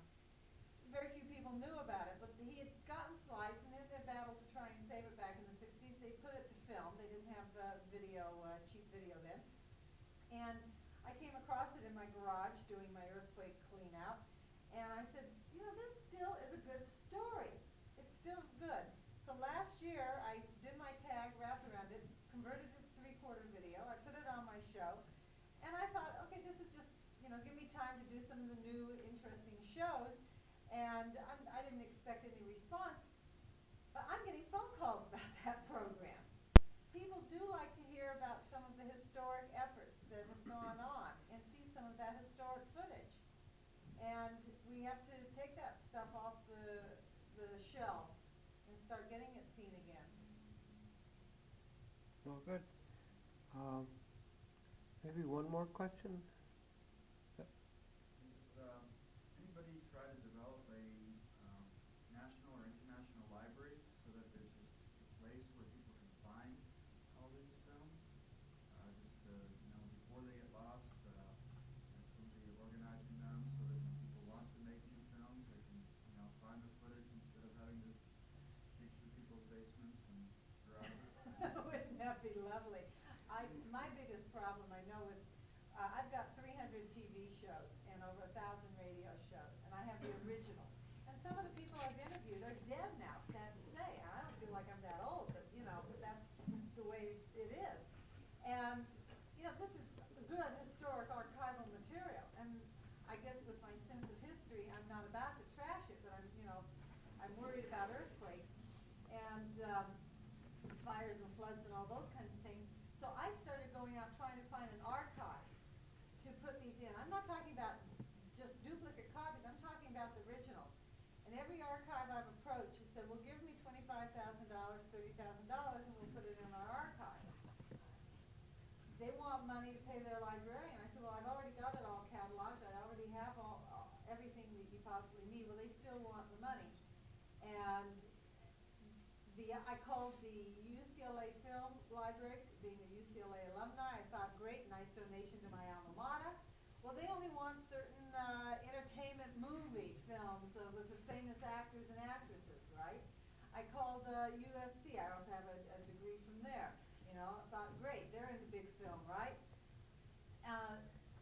They're not interested except in a selected quantity, and I also tried to give it to public libraries. They have a space problem. So this is a major problem to acquire and get all this in one place. It's going to take somebody with some time and effort, one person to, the money's out there to find it. It's a choice. Do I try and find the library and the archive, or do I try and find produce the program? I don't know what other people have done with all their film. Well, you must have a lot from 19 years of festival footage. It must be a problem too. It's a mess, too. But the very last item on here is finding, inventorying, storing, a plan. We need a plan and we need to do it. But I don't know that, a lot of people are doing bits and pieces, but it needs to be done on a lot grander scale. And just the library we have, I think, is already a very valuable resource in terms of research and such. I think there could be close to a dozen graduate students from the university in our library studying the stuff that's been produced over 19 years. But by and large, they haven't even discovered it, even though they're in Missoula and we're in Missoula. But I think we really need a plan, and we need to start acting on it. The next workshop, I think the German film crew that's doing 4 videos or 4 shows while they're here. One of them is built around this next workshop, and I know they need a little while to get it set up. It's going to be a very good workshop. This is a stewardship workshop, and the Denver Post and Rocky Mountain News sort of got the whole thing topical on a national, international scale. And one of the reporters was coming in to participate in this. He got hauled up to Lincoln to cover the Unabomber story, but he's on his way back here now, so he'll be part of that next panel too. So we've got some real good speakers, and we've got a real good audience. So I think it's going to be a great workshop. And but we do have time to take a little break now. maybe 10 minutes or so for them to get set up, and we'll start rolling it. Thank you very much, panel and audience. Effort in terms of dealing with the standards and the professionalism and the ethics questions. We've done a variety of workshops down through the years on the topic. So other festivals, about 3 years ago, the industry, in fact, got quite fed up with the whole thing of answering questions about ethics and such, and got fairly angry, and they put the word out they didn't want to have that dealt with at festivals anymore. So we hadn't done anything for the last 2 years. But we decided this year that we really needed to do something on the topic again. We chose a positive approach. We named it stewardship, and the idea being look at what needs to be done in terms of a building process and a positive approach to things. And so we have chosen the topic, and we're in fact developing the workshop, and then along about end of January, the news started coming out of Colorado about the Stauffer Productions for Wild America for National Public Radio, and that started being in all sorts of newspapers, and we started getting a lot of phone calls at the IWFF, people covering the story from one end of the coast to the other, and the concern is growing, and it's, I think, still growing. It's brought a real focus on the whole question of ethical rules and standardized rules, agency rules, personal rules, professional codes of ethics, and all that sort of a thing. And so it is a very important topic. It has been an important topic. I think right now it may be more important than ever because I don't think it's going to go away for a while. I think the story is still building. I'm still getting phone calls of new people planning to cover the topic. Even the Missoulian had a story on the topic yesterday, and I think the Denver Post and the Rocky Mountain News broke the original story, and somebody from Rocky Mountain News is either going to be here or is here.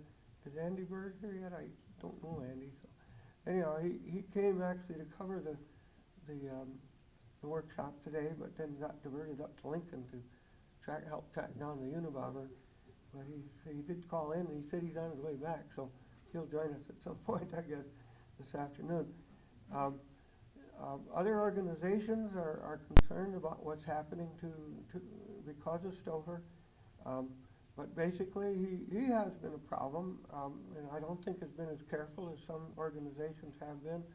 I know we've personally, with the film festival, had problems with his approach to things over the years, but he's added a real impetus to this whole program today, and I think the dangers are there that I think that he has, some of the things he has done has in fact hurt wildlife. I think it's hurt wildlife filmmaking and wildlife filmmakers, and the hurt could get greater. I hope not. But I think the main thing we need to do at this point is to do positive things and get things lined out a little bit better and be a bit more careful. I think what has happened to Marty Stauffer has made everybody feel a bit vulnerable. As a wildlife biologist and a lover of wildlife, I'm worried about how, if it hurts the animal itself, I'm concerned, but if it hurts wildlife filmmaking in such a way that in itself then hurts wildlife, I'm even more concerned.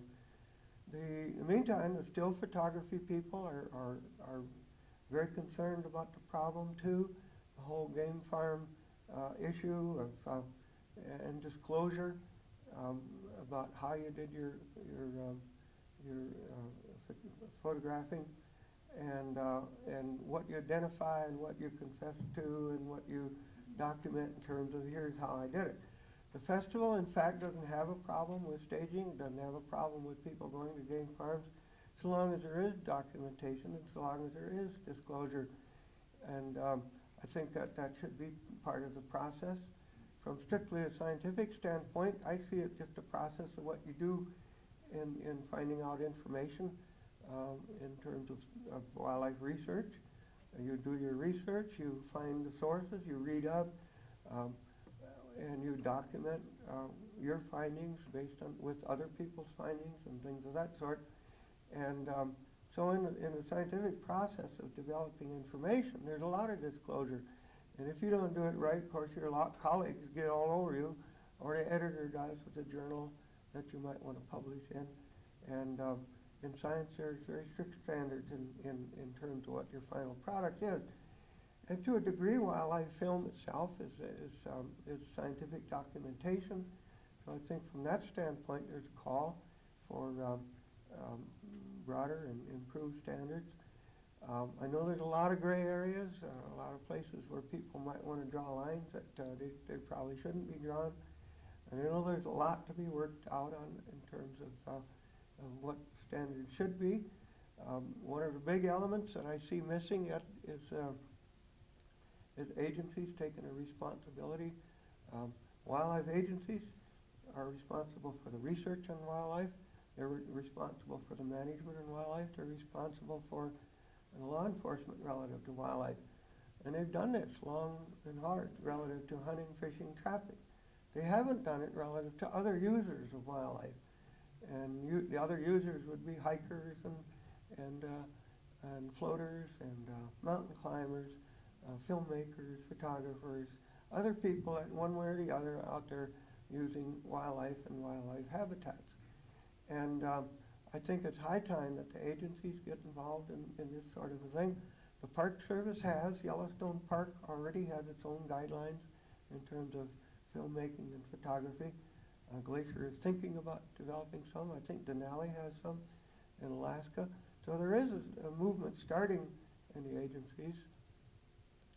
It's very fitting, I think, that it be tied to what hunting, fishing, trapping has been all about. And the way I'd like, in fact, to start the program is just about sportsman's ethics and the relationship of sportsmen to the wildlife that's out there.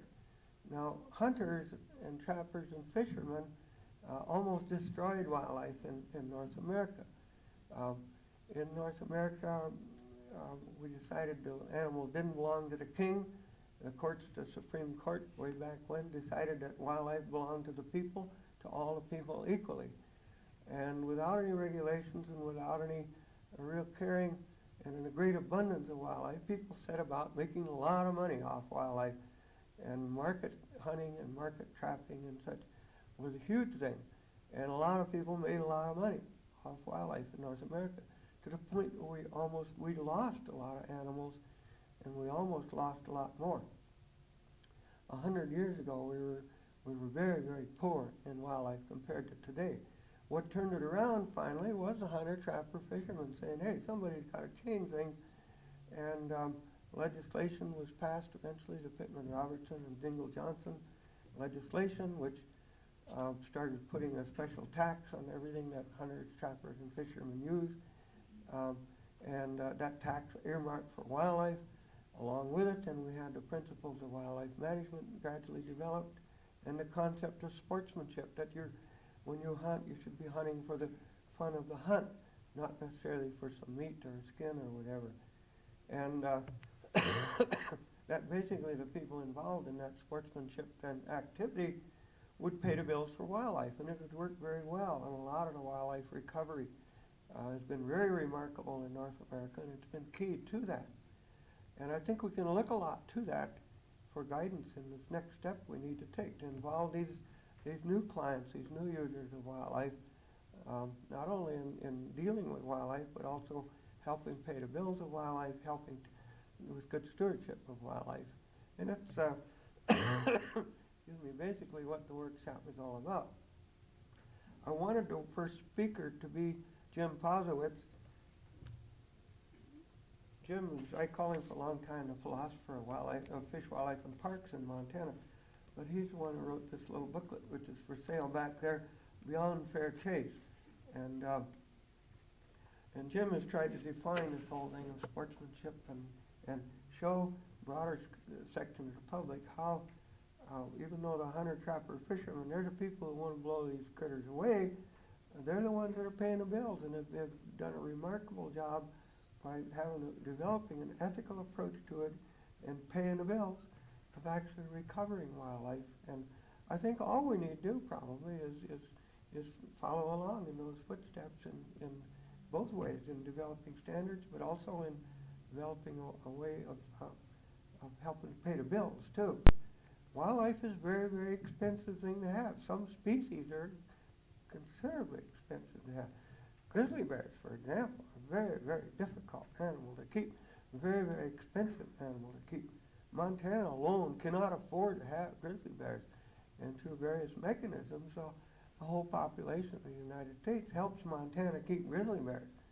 But it costs, just to buy the habitat for one grizzly bear would cost you around $7 million by my calculation. And the research is very expensive. The management is very expensive. Who's going to do it? And we need more people to be helping to pay as well too. And in fact, that'll be the first topic that we'll start out with. I think we can look a lot to what Jim has written and to what the whole sportsman concept. I think there's some things to learn from that, and hopefully this will lead us down the road of having a better relationship.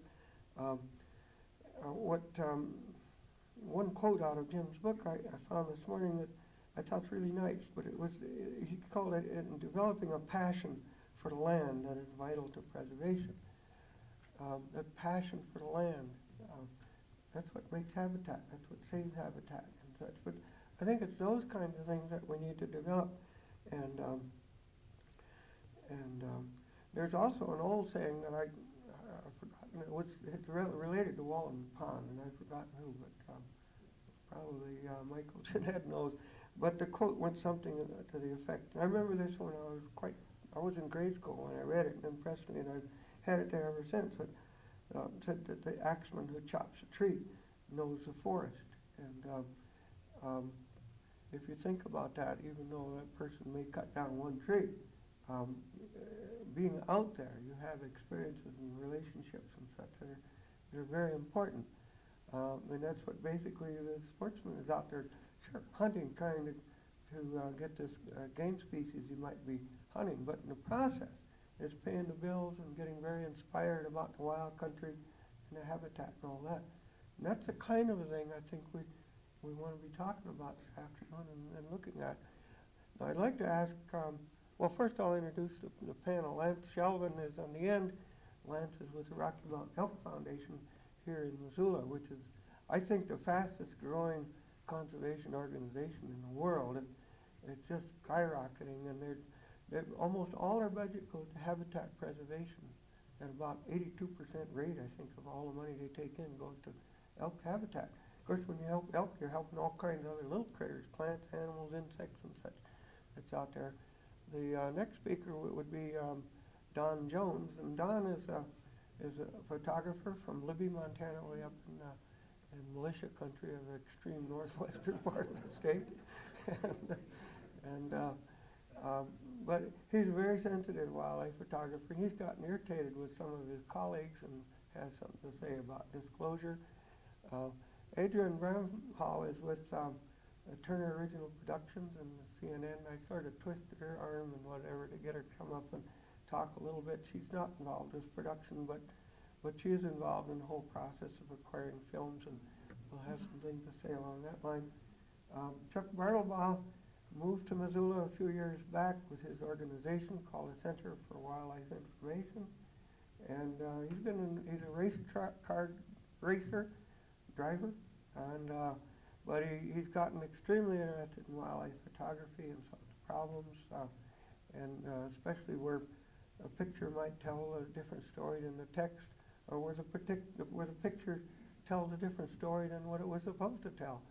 A lot of people don't think the whole process through when they're trying to make a point. And Ray Ponovich is a filmmaker from Bozeman, works for Peter Bush Productions, and between Peter and Ray and the people they work with, they've been working on a new concept called natural reality, and where they try to be squeaky clean on every aspect of their filmmaking. And he's going to present some of their ideas, and I guess let us also ask him some pertinent questions about the successes and such. But that's essentially who the panel is going to be. And I would like first to call upon Lance because this is a topic that we'd like to talk about first anyhow, but also Lance is in the process of catching the same crud I've gotten when I spook out of here earlier than the rest of us. Lance? Yeah, thanks, Chuck. I had just a little bit of warning that Jim wasn't going to be here, and since I'm sort of a Sudafed high right now, I gathered some material together that I could use, so I didn't leave anything out. I was going to mention before we get started here, because I think Chuck almost got to the point of naming something called the Wildlife Diversity Funding Initiative, which some of you may or may not be familiar with. It's going to be the legislative response or follow the model of some of those earlier acts from about 50 years ago, like Pippin Robertson. And essentially what it is a user fee on outdoor products that would now go across the board and not just include hunters. And not sure how many of you are aware of this, but it would be a tax on things like outdoor recreation equipment, including backpacks, sleeping bags, tents, canoes, mountain bikes, etc. Optical equipment, including binoculars and spotting scopes. Photographic equipment, including film and cameras. Backyard wildlife supplies, feeders, and so on. Guidebooks, how-to books, wildlife viewing guides, etc. And recreational vehicles and sport utility vehicles. And as a tax, it would be a percentage of the manufacturer's price, ranging from about 0.25% to about 5%. The U.S. Treasury would collect it, and the states would get the money back based on a formula of about 2/3 population and 1/3 land area. I'm not sure where that puts Montana, but no one would get less than 0.5% or more than 5% of the total funds. They would go towards particularly working towards habitat needs of non-game species, those species that are already pretty well financed, but not exclusively. And there's great hope for it. And right now there's a congressional oversight hearing in early May back in Washington, and there's quite a few people. In fact, I have a recent mailing here just from a week ago or so that has 6 pages of fairly fine copy of organizations and companies, everything from Cabela's to Audubon, that are supporting this effort, as is the Rocky Mountain Elk Foundation, which is why I know a little bit about it right now, because we looked into it quite a bit before we decided we'd go with such a thing, because there was some initial fear from sportsmen that, somehow or another game species would get lost in the equation, because right now often it's not. Those, in fact, license fees and whatever are the only budget for many of the agencies. So, at any rate, I could, before I say a little bit about what I had to say about ethics and so on here, I could take any questions on this wildlife funding initiative if anyone had them. Yes? Yeah, I got a couple questions. First one is, who is submitting this bill? And then the other question is, with the taxing, does it go, when the money comes back to the state, is it going into the general treasury, or is it going directly towards conservation, easements, or whatever? Well, let's see. It would be collected by the U.S. Treasury directly from the manufacturer through import duties and passed on to the U.S. Fish and Wildlife Service, who would then redistribute it to the states. And how efficient that would be, I can't answer you.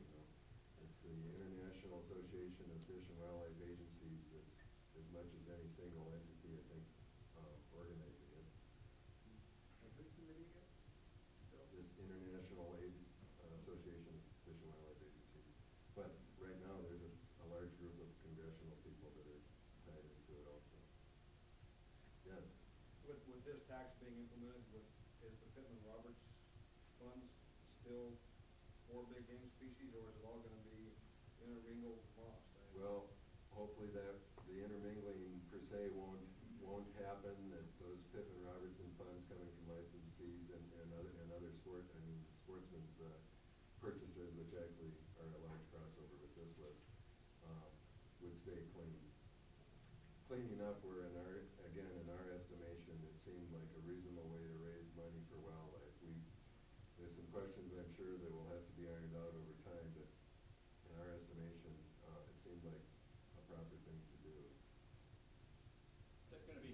non-game? Have they ever decided how to fund, because Pitt and Robinson is for most of the game people. Right, and to the Wild extent, Road. yeah, and to the extent, you know, you can post things for game or post them for non-game, I guess, they'll probably be doing that, but I guess if we've learned anything in the wildlife conservation business, it's that, you know, there's a lot of benefit out there spending those dollars in almost any way, so. Do they have an estimated tax revenue that they're going to accumulate from this tax?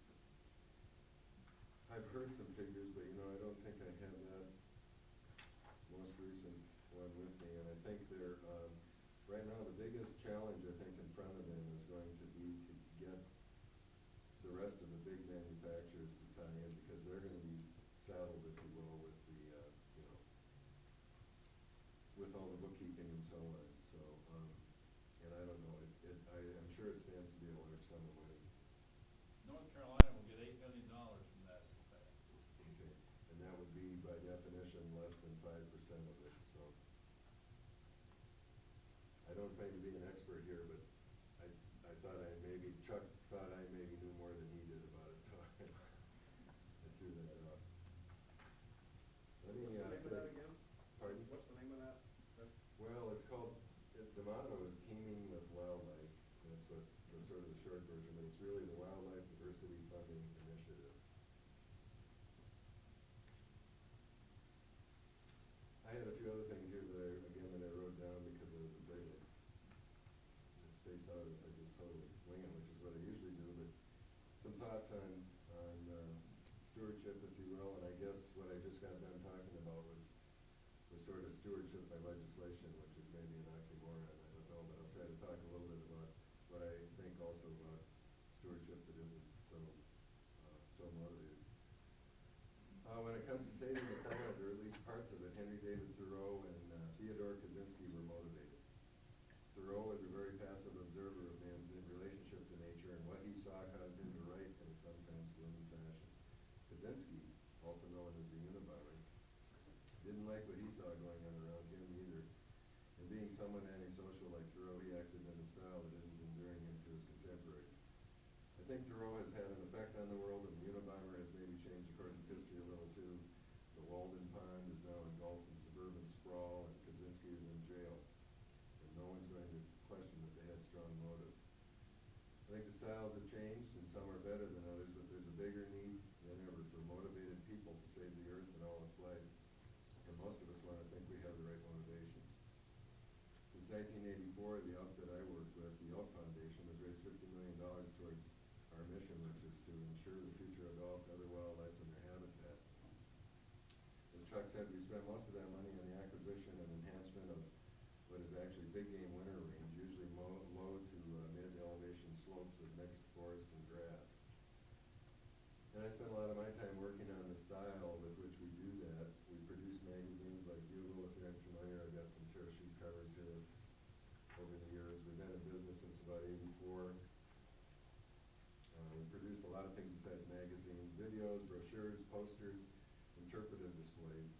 And they often feature big bull elk, like I showed you there in the covers, and if not, they're often a tight shot of a cow and a calf, especially in one of our several kids programs. We like to get, obviously, into the other end of the species. And using such splendid stuff has helped us attract over 100,000 members, plus another 100,000 Bugle readers out there. And most of those people go to one of our local fundraising events. We have about 400 chapters across the country now, and last weekend, for instance, last Saturday night, in about 21 different cities and towns, they raised about $1.4 million in the name of wildlife. My guess is that those people watch hunting and how-to videos also. And at first glance, that may seem to be the wrong motivation, or they may seem to be wrongly motivated, but as I've gotten to know a lot of these people over the years, I find that is not true. Many of them live in Colorado, where 90,000 acres of open space is lost to development right now each year since 1978. The Elk Foundation is going to try to hit Colorado increasingly hard in the years to come, and I'm going to use the most dramatic stories, photos, and film I can find to do that. I'm motivated by things that also use dramatic stories and film. I have one here I just happened to find.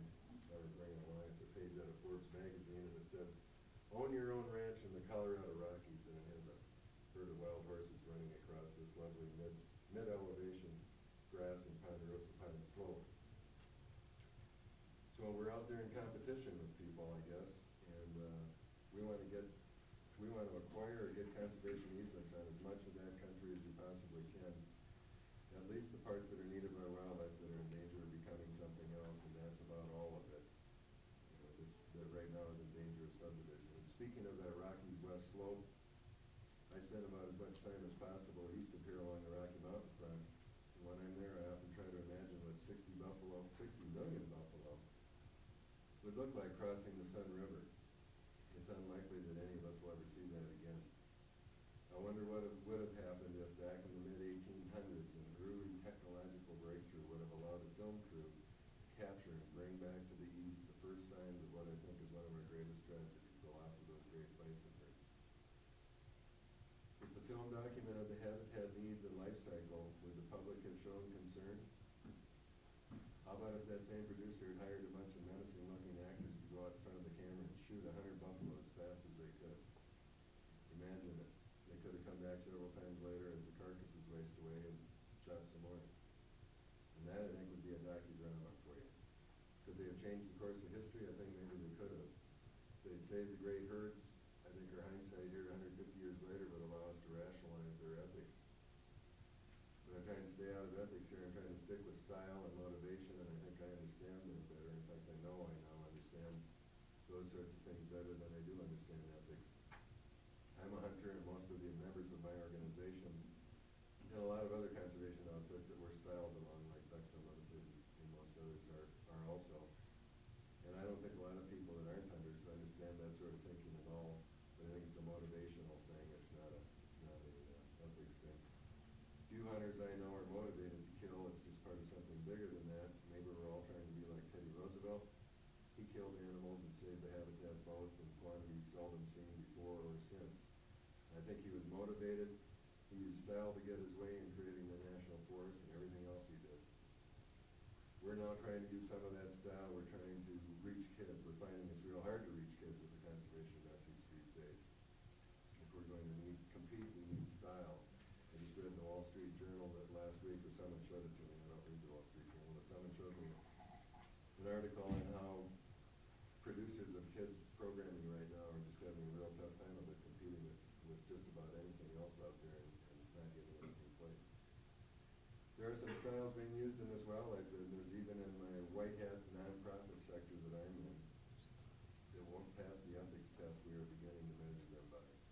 This isn't the mid-1800s, and we can't spare shooting 100 buffalo right now. We'll have to kill them digitally. And I'm not sure that we'll be able to save all the wildlife, let alone the world.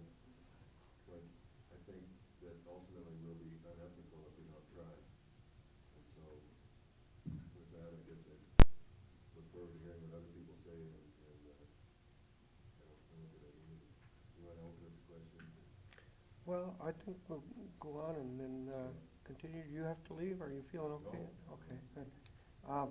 Yeah, there's still a lot more ground to cover. Thank you very much, Lance. You did a much better job than I could have on describing the new concept that's out there. I don't know what the chances are.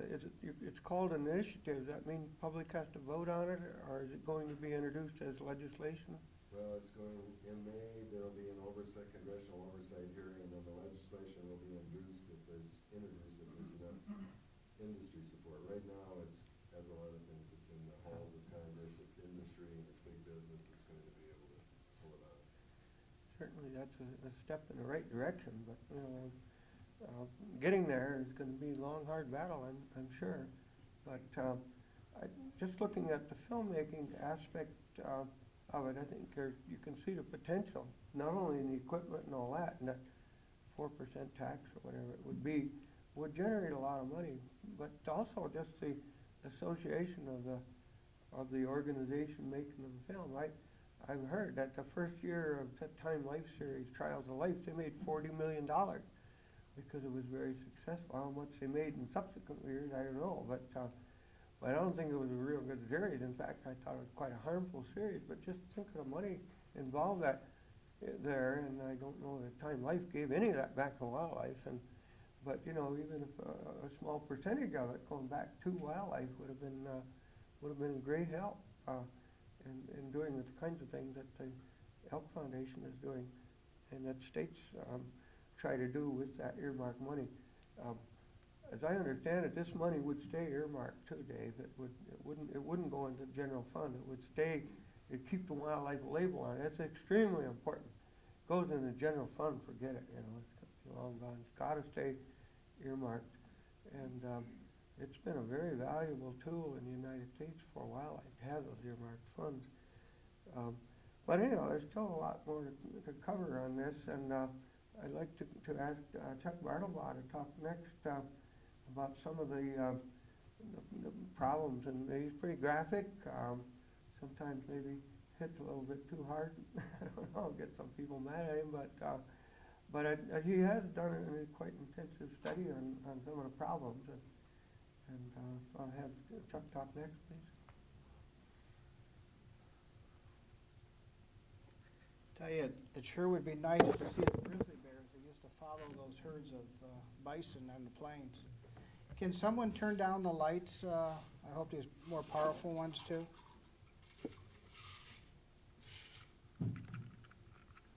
And would you turn the power on that? There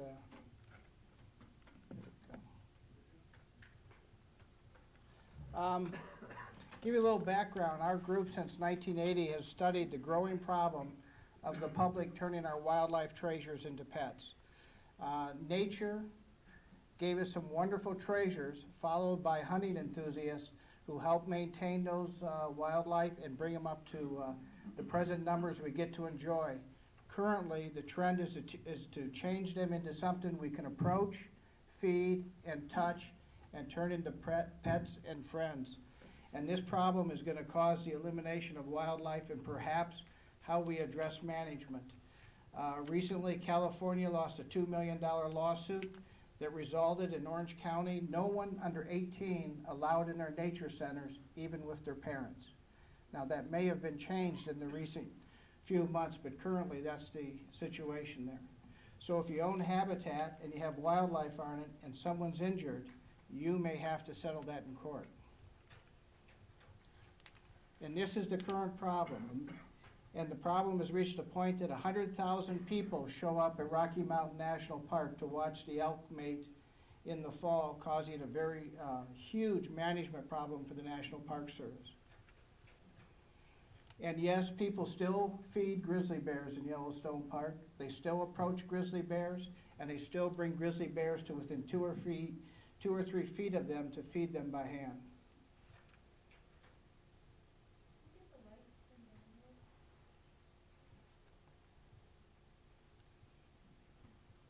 This is the problem currently that needs to be addressed. In this picture, I was taking the picture of this little girl next to the elk, and the parents were standing next to me. And I said, "This is the shot I've been waiting for." And they said, "Do you want her to get closer?" And I said, "No, I can't ask you to do that." And they said, "We'd gladly do that." And I said, "No." And they said, "Why not?" And I said, "I'm trying to get pictures of people being gored." And they said to me, "Why, that's horrible." And I said, "So is where your child is."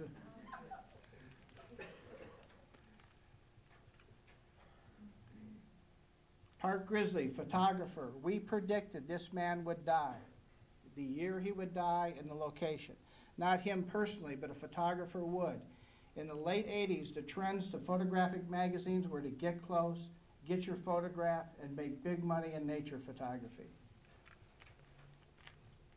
This is a bear biologist working with this study. We feel this is inappropriate to share with the public. We also think that the biologist is too close to a study to really get a worthwhile research program. And then cinephotography brings the public even closer. It's not that they get close-up pictures, it's that they show themselves daring to get close or be kissed.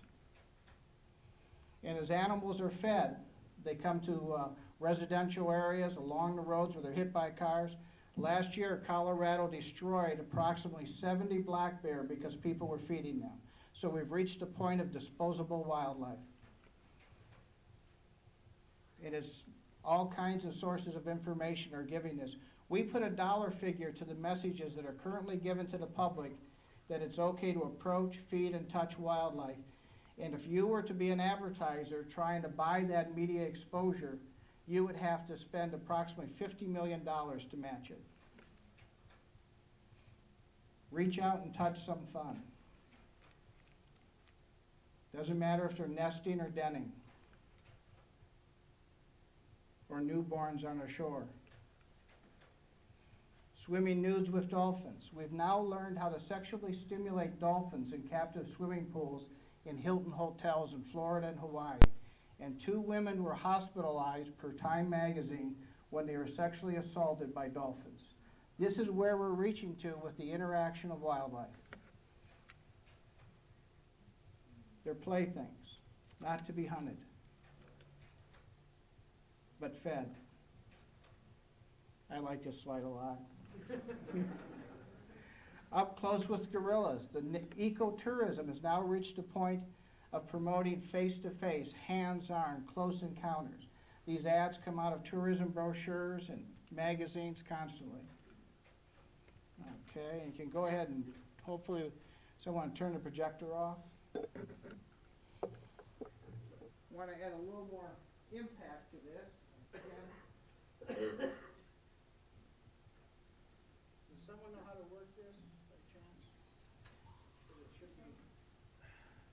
Get the remote. Well, where you have the remote? We have this remote.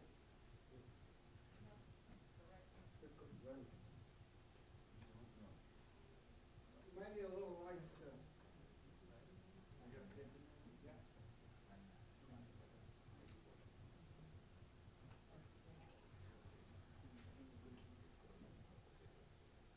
Couldn't get in ahead of time to set up.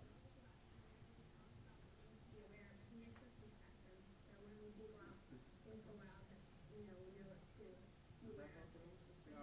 Well, I turn the lights on for a second.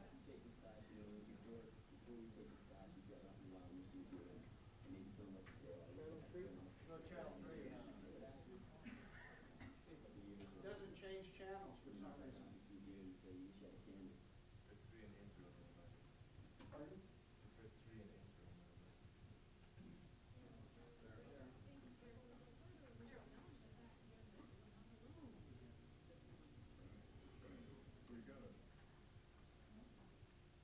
Well,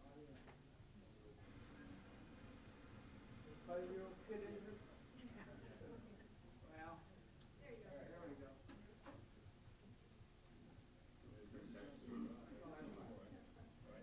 You know, bears are one of the most fascinating of all animals, and they're found right here in North America. I know they're fascinating. Before we went on, you said you want to make the point that we shouldn't be afraid 18 million people watching Jim Palmer feed cereal to bears on the Today Show, cinnamon rolls, candy bars, and marshmallows. We really need to get out and utilize these areas. And his advice to a trick to avoid bear encounters, as you hear him say, is to dodge away. likely to run into such a creature as this, or maybe his mother? And the point is to become bear wise, so you know what you're doing. Now, this is an area in Alaska where we have a lot of fish, a lot of fishermen, and the grizzly bear is found there. This is one of the most powerful predators on the face of the earth. And it's very interesting. You can guess who has the right of way. If you catch a fish, you better get out of the way in a hurry if the bear comes along. Now, are these fishermen fishing in the same section of that stream that